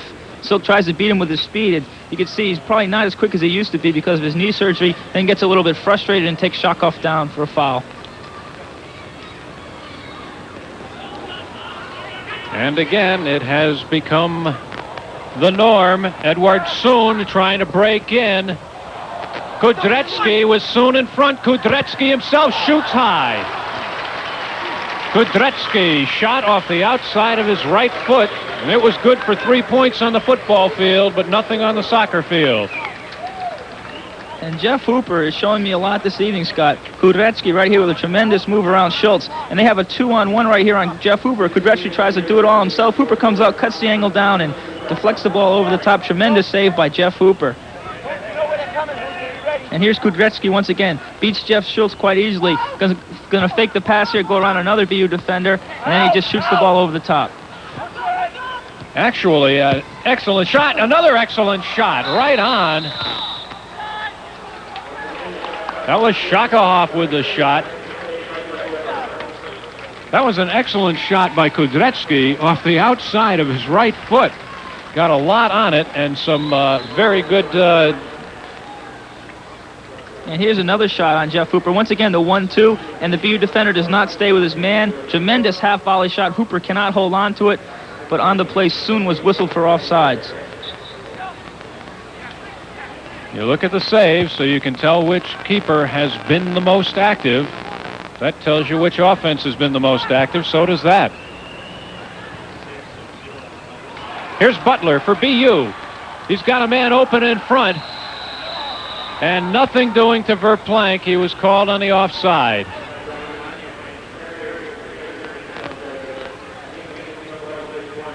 Now, I don't know, Gary, if it was Verplank that was offside on that play. It might have been Mike Bertos on the far side. I don't think referee Roger Taylor would have whistled Bertos for being offsides because he was not involved in the play. Verplank must have been the player in an offsides position. It was tough to tell from up this angle, though. Shakahoff with a 1-foot touch back. Kudretsky pops it up in front, looking for a head. Lutti misses his foot on the ball. Once again, the VU defenders are starting to ball watch. DNEPR plays the ball very well in the air, then they knock it down into the middle, so if the VU defenders don't stay with their man, the person in the middle will be wide open. Dave Silk, far side, looking for a wide attack for Boston University, headed away from the area. Sadelnikov will clear it and settle it. And he puts the ball right back to Gorodoff. And that was the first time tonight that I saw that VU had a numerical advantage in their attacking third. They had 3 or 4 guys, attackers, in the penalty box, while DNEPR only had 2 defenders.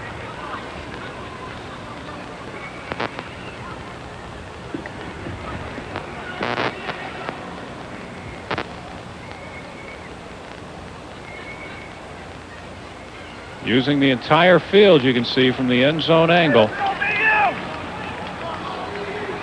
They're really stringing it right out to the sidelines. Tim Horton with a midfield head in front. But DNEPR immediately picks it up and comes away around Butler. Sakahov to Son. Cleared away by Butler. Tednik puts it in front and a shot and another save by Hooper. Hooper being seriously challenged here in the second half. We have less than 30 minutes to play in the game, or in regulation, 28.5 minutes, 1-0 DNEPR. And Jeff Hooper has been BU's man of the match. Crossing here to Trednik, he avoids Johnson, gets a tremendous half volley shot in on Hooper, who parries the ball wide once again. Great save by Jeff Hooper. Trednik in the corner again, puts it up in front, looking for Shakahoff on the far side. That ball will go out of bounds. And DNEPR is pressing for that second goal, Scott. They know in only a 1-goal game, anything can happen. VU could score a goal, and all of a sudden it's a brand new game.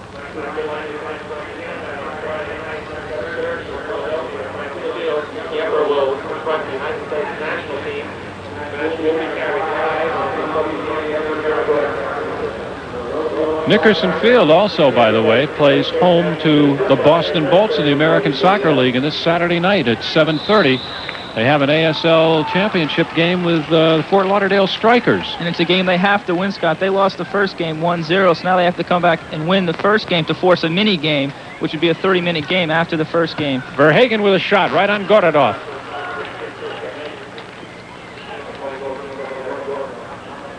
But right now, if that's the best Boston University can do, is taking a shot, one quick shot from outside the area, Gary, they're going to have to look for a better setup than that. Yeah, Gorodoff is an experienced keeper, as we said before, a member of the Soviet national team. In 71 Supreme League games, he's only conceded 55 goals.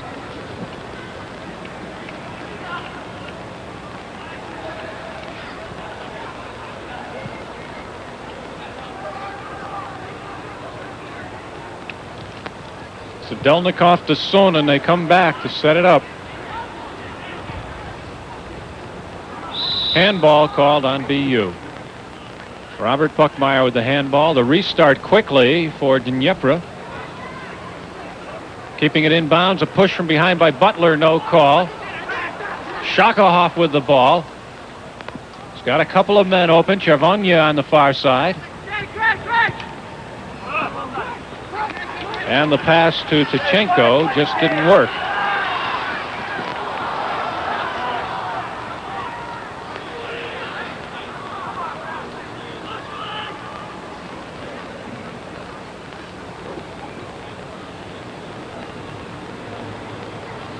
And again, they go wide to Gedichenko.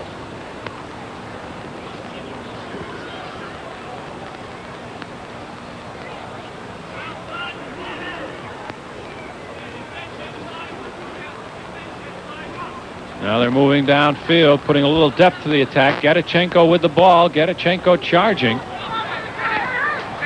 Shakahov breaking into the area. Looking for him, and a takeaway by Butler and a clear to Hooper.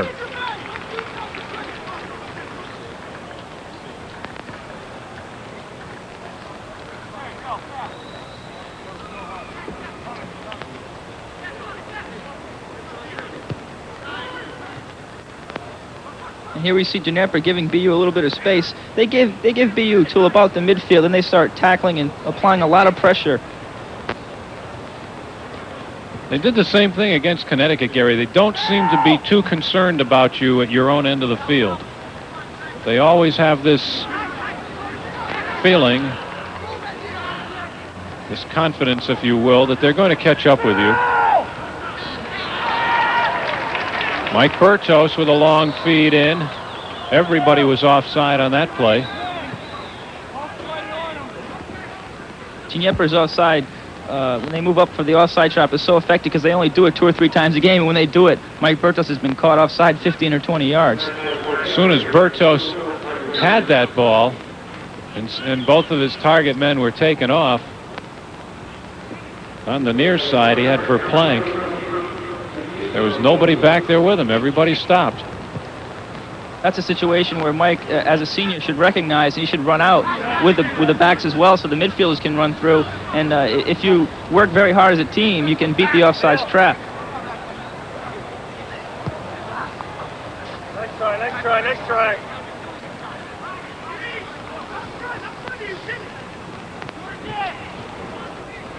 Give and go between Tkachenko and Udine. Udine with the ball, feeds it through, looking for a back-footed feed back to Udine. The ball goes out. It'll be a corner kick for DNEPR.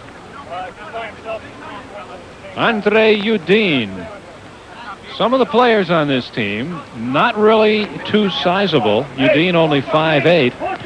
Kudretsky only 5'6", yet they certainly let their presence be known. And here's a shot. Hooper with a save and an offside call.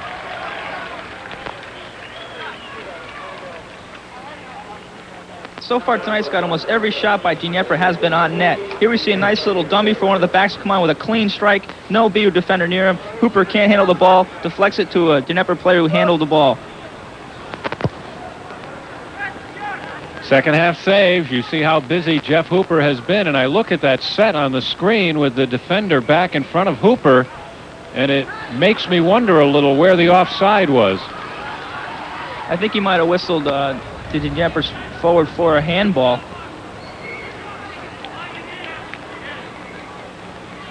DNEPR again with a slow, steady setup here. Sedelnikov bringing the ball up the middle of the field.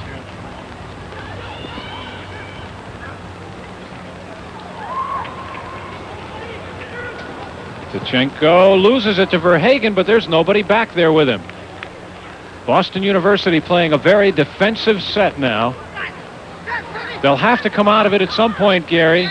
And again, an offside. Udine very clearly in offside as he was looking for the feed from Kudretsky. And down is Shakahov. And I'll tell you, he has been nursing a back injury. And here's the cross. The referee, Roger Taylor, whistled for offsides. And Hooper's going to come off his line, and Shakov comes out, and they just collide. Hooper gets him right in the abdomen. I believe Shakov probably had the wind knocked out of him. Well, this could be a little more concern for DNEPR than just the wind being knocked out of him. Shakahov had been suffering from a back injury. He got a little bit of play yesterday, late in the game against UConn, because it had not been a physical game.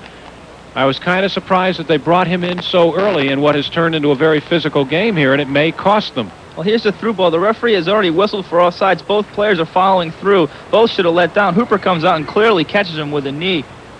Would have been a goal. Right to the solar plexus. He would have had a goal, Gary. I mean, you know. There's Jeff Hooper on your screen. That is the 8th time He is, well, actually, he still officially has only been challenged 7 times in this half. The clock is still running. We have a player down on the field. The official time is being kept on the field by referee Roger Taylor. And the scoreboard clock is still running. This copyrighted program is brought to you under pay cable TV rights granted by Boston University solely for the entertainment of our viewing audience. Any publication, rebroadcast, retransmission, or other use of the accounts and descriptions of this game without the written consent of the New England Sports Network and Boston University is prohibited. They have taken Shakahoff off the field of play. He's behind the Boston University goal, and he is in very serious pain.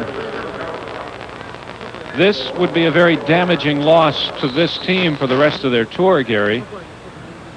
And as I said, I was very, very surprised that they brought him in so early in such a physical game. Well, I'm sure these players are back in the Soviet Union used to a much more physical game than this, Scott. When the games really mean something, it's only a friendly game here. So they're just trying to teach the college players a few things about the game.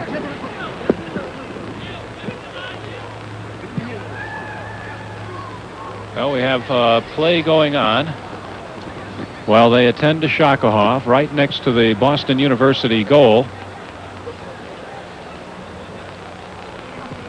And the replacement for Shakahoff, Sorokalet,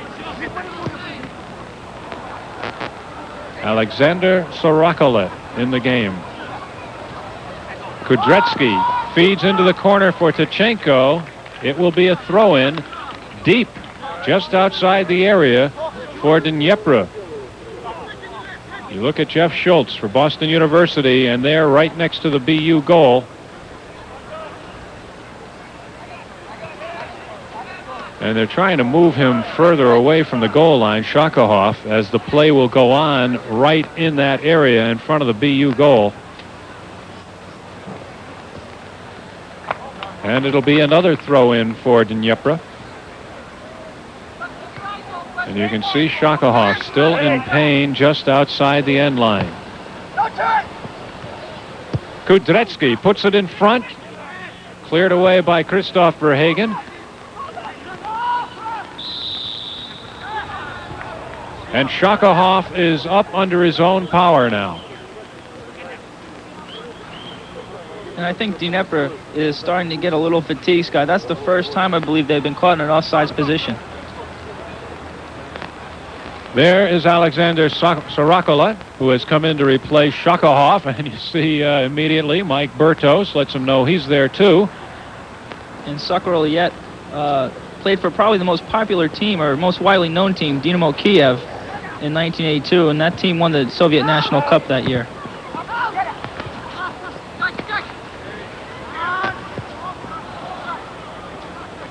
BU unable, despite all their efforts, to clear the ball away, but they'll be able to now on the throw-in, as Kudretsky was unable to catch up with the pass to the sideline. But this is Kudretsky again, putting it in front. And it's starting to get very physical out there, Scott. Tkachenko clears it back. DNEPR looking for a little space now. Sorokalet.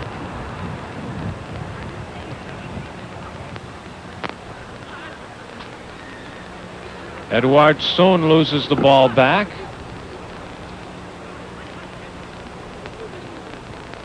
Nice tricky move by Tkachenko to make some room for himself. Now we have an opening in front, but a nice takeaway.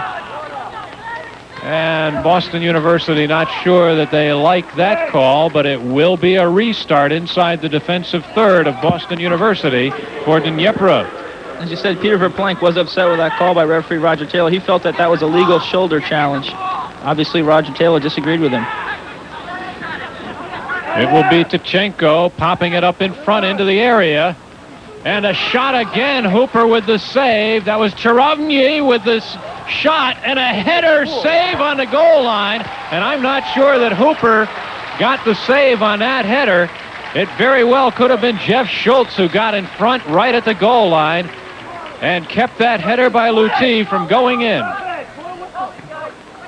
BU just does not want to concede another goal. As we see, they're not very well set up here for the set piece. Hooper comes off his line, makes a tremendous save, collides with one of his own players, and he is down injured right now. Hooper should have been able to hold on to that one.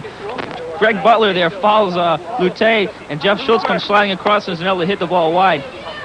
BU does not want to concede another goal here, Scott. And that looks like Jeff Schultz, who is down. Schultz was right on the goal line in front of Hooper, and I believe it was Schultz who made that last save.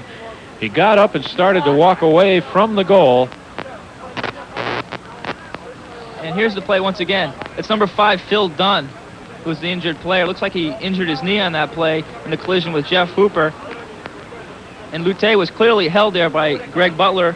Roger Taylor let play go on, and Jeff Schultz was able to hit the ball wide. Well, you saw that was Phil Dunn, as you say, Gary. You saw him go down right there on the sideline of the area with Gervagny trying to get the ball in. The sub coming in will be Matt Rope, just a freshman out of Harvard, Massachusetts. And he was regarded as one of the best players in Massachusetts last year in high school, and this would be a big loss for BU if Phil Dunn is seriously injured. He's just a sophomore from Newcastle, England, and he started all 22 matches last year as a freshman. Neil Roberts thinks that he's going to become one of the best center defenders in New England this year. And it appears that he is going to stay in the game as play goes back in, and again they go to the far side, and again a shot, but it goes wide. That was Kudretsky with the shot.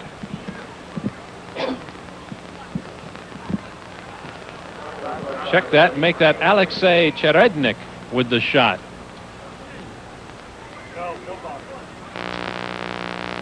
Look at the shot difference, Gary. At one point it was 3-2 DNEPR.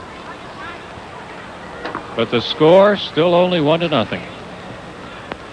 We have less than 15 minutes to play now in regulation. 14 minutes to go with DNEPR up by that one goal. Cherednik. Udine looking for an open man, unable to get it through to him. Chichenko clears the ball to the outside. DNEPR maintaining control. Nice sliding tackle in front. Believe that was Dunn that slid into the ball and cleared it out of danger. You look at Tim Horton on your screen out of Storrs, Connecticut. And here's a tremendous play by the BU defense. Look at him sliding around. It's not good to go down on your feet. And as you said, Scott, Phil Dunn comes in and makes a tremendous tackle there. BU just does not want to concede that goal. They're playing very physical and very tough in the back.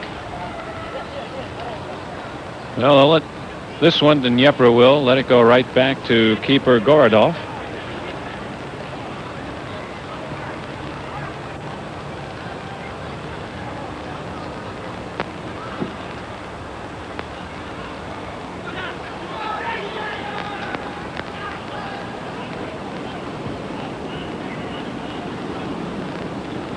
And again, DNEPR choosing to slow things down, try to open some people up.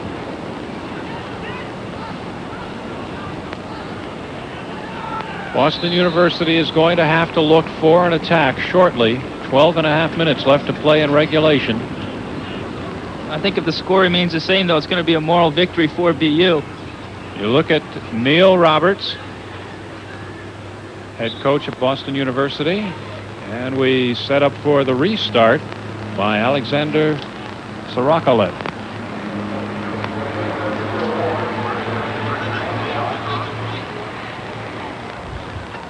And we have another substitution. Substitutions.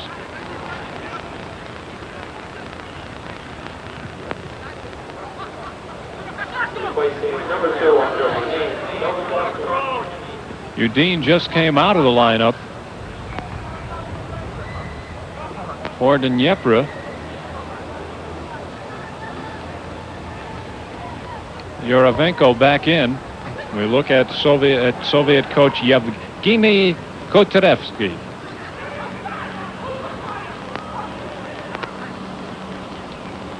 Chichenko looking for the setup to the far side. Looking for Sadalko in the Delnikov in the area.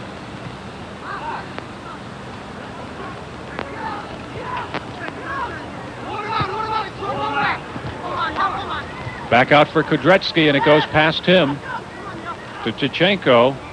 They maintain control, however. Kudretsky again. And Dave Silk clears it back to Hooper. A long clear, and Hooper unable to keep it in. It will be a corner kick for DNEPR. It's a good idea there by Dave Silk. He really didn't have anyone up front. BU's defending with all 11 players. Tried to knock the ball back to Jeff Hooper, but on this AstroTurf, the high bounce, it went out of bounds.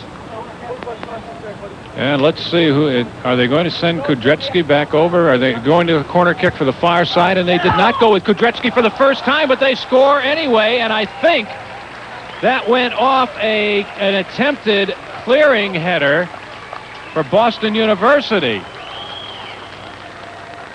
Lutti will get the goal, I'm sure.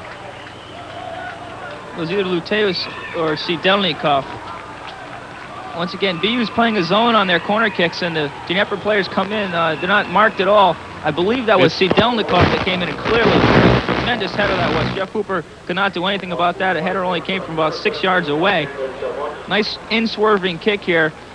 It was Bogmut. Vladimir Bogmut with the goal. And in 1988, Bogmut was voted the third best player in the Soviet Union, and he has played for the USSR national team as well.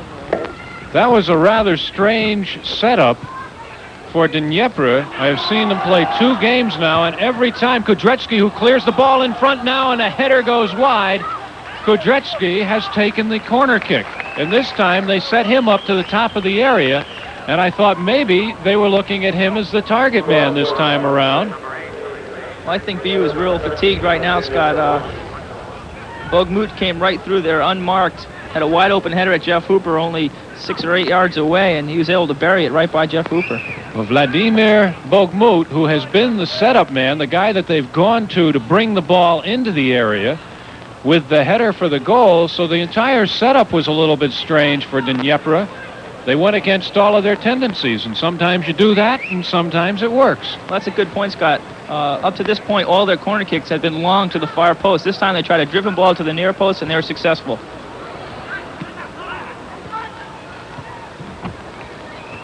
Tichenko near side into the area, unable to get a foot on it in front, and a header by Lutti off the corner post.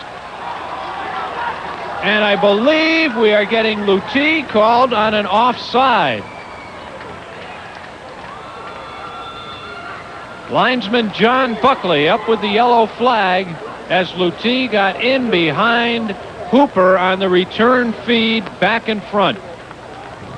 And it appears that second goal has really broken the will of the BU players. I counted 5 or 6 players standing up at the midfield while DNEPR was attacking, and DNEPR had 7 or 8 players up in the attacking third. So BU really dodged a bullet there. Chervonia on the far side now. Right here at Nickerson Field is 7:30. I'd also like to remind you that on Friday... BU does look a little bit gun-shy now, Gary. They have not mounted any offense to speak of in the second half. The entire second half has been played in their defensive end of the field. Give a lot of credit for that to DNEPR. As you see, whenever BU gets the ball near the midfield, a player is rapidly on him. And here's that last play by Jeff Hooper. One of the BU players tries to flick it back to him. I believe that's Schultz. Hits it over Hooper's head. Hooper deflects the ball off the post and makes the save. And you can see there what a good call that was by John Buckley, because when the ball went out and was returned back, by the time the return pass came into the area, Lutti was clearly behind everybody, even Hooper. Only thing is, it was played by a BU player, so he wouldn't be offsides there, since the ball was last touched by a BU player. And there's a goal, and that was just an angle shot right around Hooper as he came out far, high into the area. And that was a shot by Sidelnikov.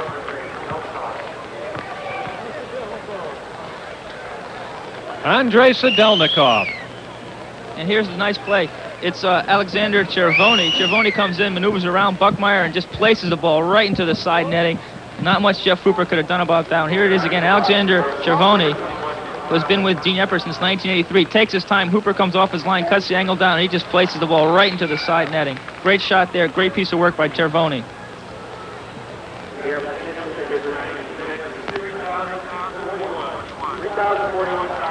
Alexander Chervonyi with the goal.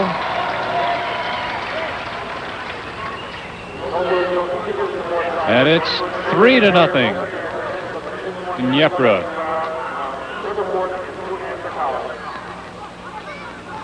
It's incredible, Gary. 3 games in 4 days. And in both games I've seen them play, they appear to get stronger as they go. Lutti in front. Hooper with a save, and a shot and another save by Hooper over the end line as Vladimir Bogmut came back with the return to the top of the area. And it'll be another corner kick for Dnepr. I'll tell you, Scott, if not for Jeff Hooper, Dnepr would easily have 7 or 8 goals. Hooper with a fine save right there, then comes back and another fine save, carries the ball wide. And Edouard soon comes back into the lineup for Dnepr, and again we will see Alexander Chervonyi take the corner kick. He puts it in front. He was looking for Soon. A shot from out high, no good.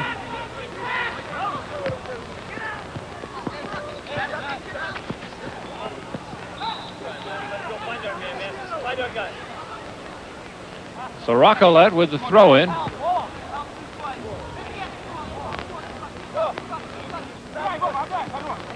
And back to Sarakolet on the near side.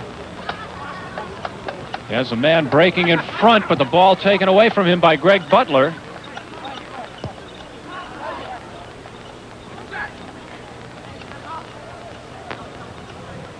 Looking for a back-footed give and go with Tkachenko. Tkachenko still has the ball. Tkachenko breaks into the area, unable to get it through.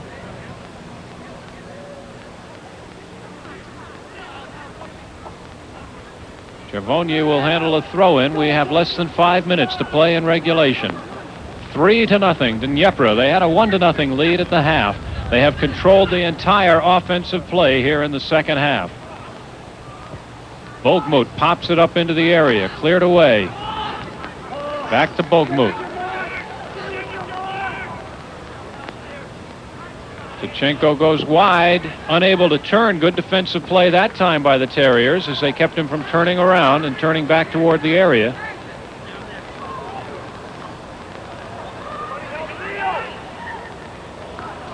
Notice Dnepr seems to have calmed down quite a bit now that they got their 3-goal lead. When it was only 1-0, they were really pressing BU, and now that they have a 3-0 lead, they're sort of taking it easy.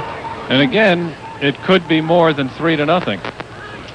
Jeff Hooper has really played a whale of a game despite being beaten 3 times. BU just hasn't been able to string more than 2 or 3 passes this whole half, Scott. Dniepr's defensive pressure has just been outstanding. Vladimir Bogmut puts it up into the area. He's got Lutti. Lutti shoots it wide. Cleared out over the end line by Vince Bielman. Vince is a senior from Tampa, Florida. Played in 14 games last year, scored 1 goal and had 2 assists. Well, now Dnepr will go back to their old corner kick set.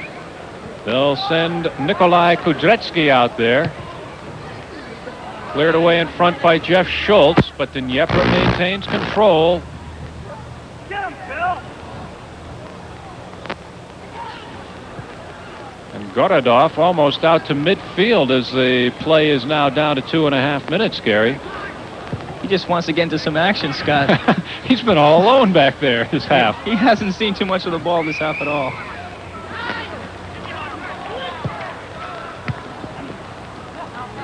That's about where Gorodov was standing, right where the ball was just taken down by Terednik. And that's about as far back as BU has been for a while.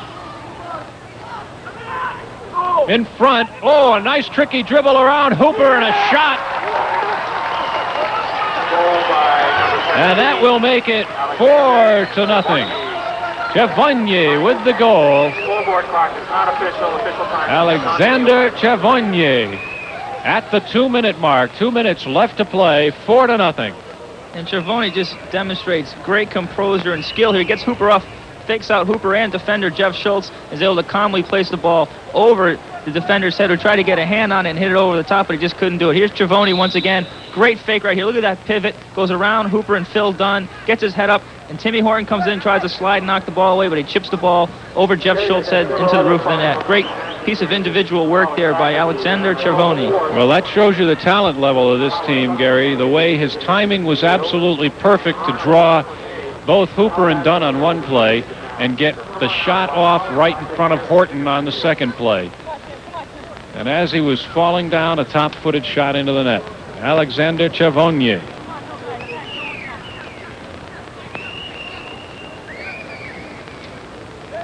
That gives Cervoni a goal and an assist in his last 2 games.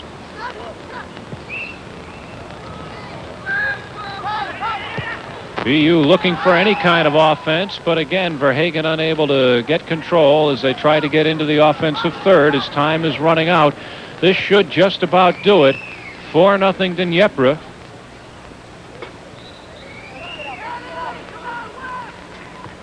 And Boston University will have one final chance to try to get some markers on the board.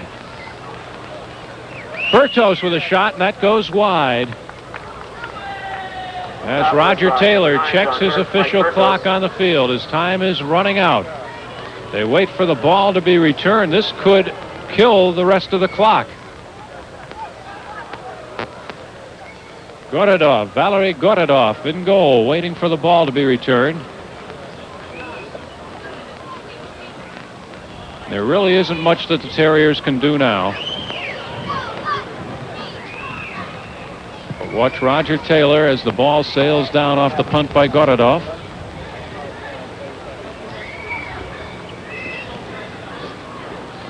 Well, what BU can do, Scott, is use this as a learning experience and find out where their weaknesses are, and hopefully that will develop, and they'll be able to use this game as a building point for the season. They're leaving tomorrow morning for Maryland, Virginia. They're going to play American University and the Navy in scrimmages.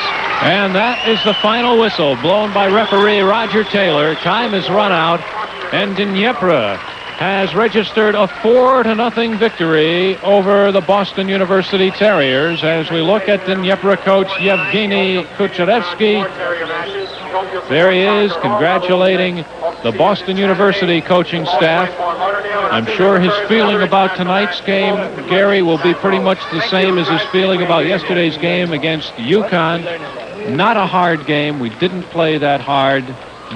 As he said, I don't want to say it was easy to beat this team, but not a hard game, and we hope we taught them something. Well, clearly BU is overmatched, Scott. DNEPR, as we said in the open, is one of the best club teams in the world. They're playing a college team, and of course they're going to have more experience. They're going to be better tactically and technically. And as we watch Boston University coach Neil Roberts make a face as he walks off the field, we'll remind you that the final score, DNEPR 4, Boston University 0. We'll be back at Nickerson Field right after this.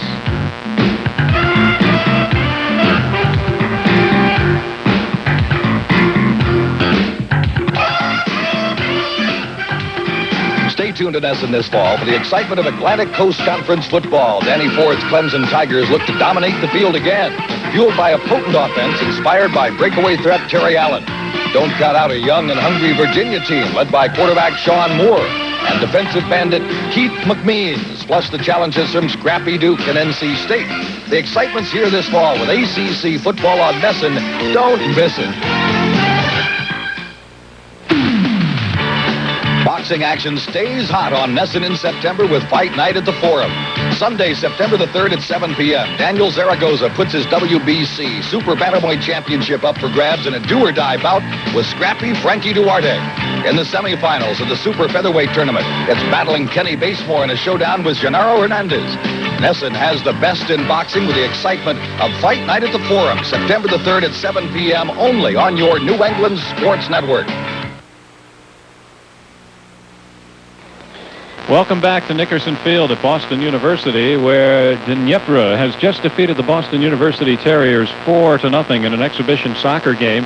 And Gary, I guess that last goal, Alexander Cervoni, really summed things up for the way these two teams were mismatched. And here, Cervoni's just going to show his outstanding skill and composure in the penalty area. The ball's played forward to Sun. Sun's going to calmly look up. He's going to spot Cervoni running through here. He's going to get the ball.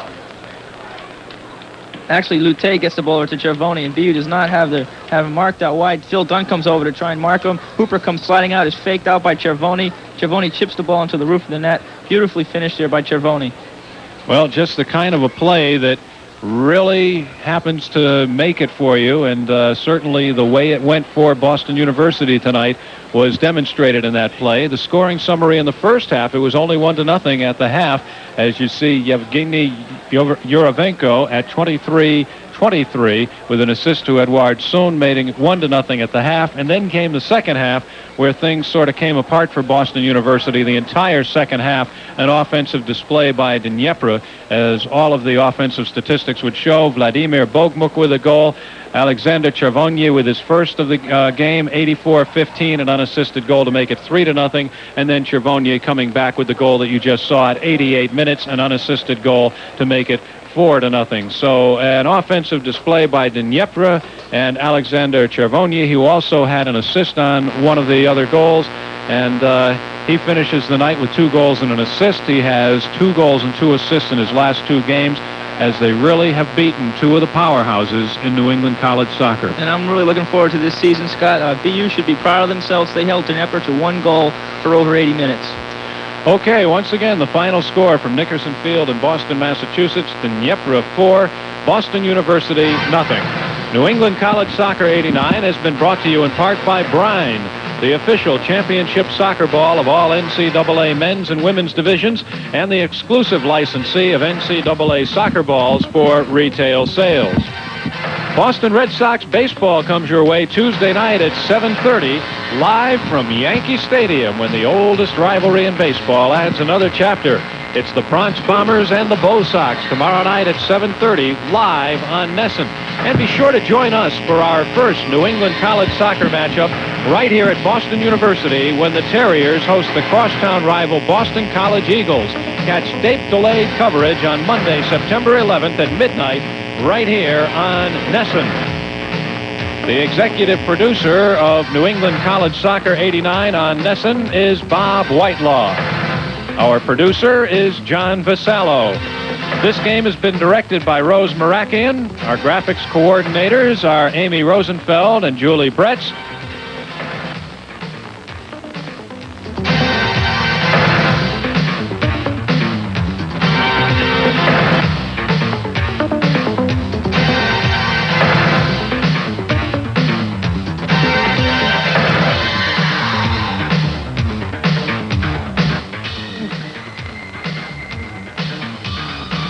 New England College Soccer 89 has been an exclusive presentation of NESN, your New England sports network.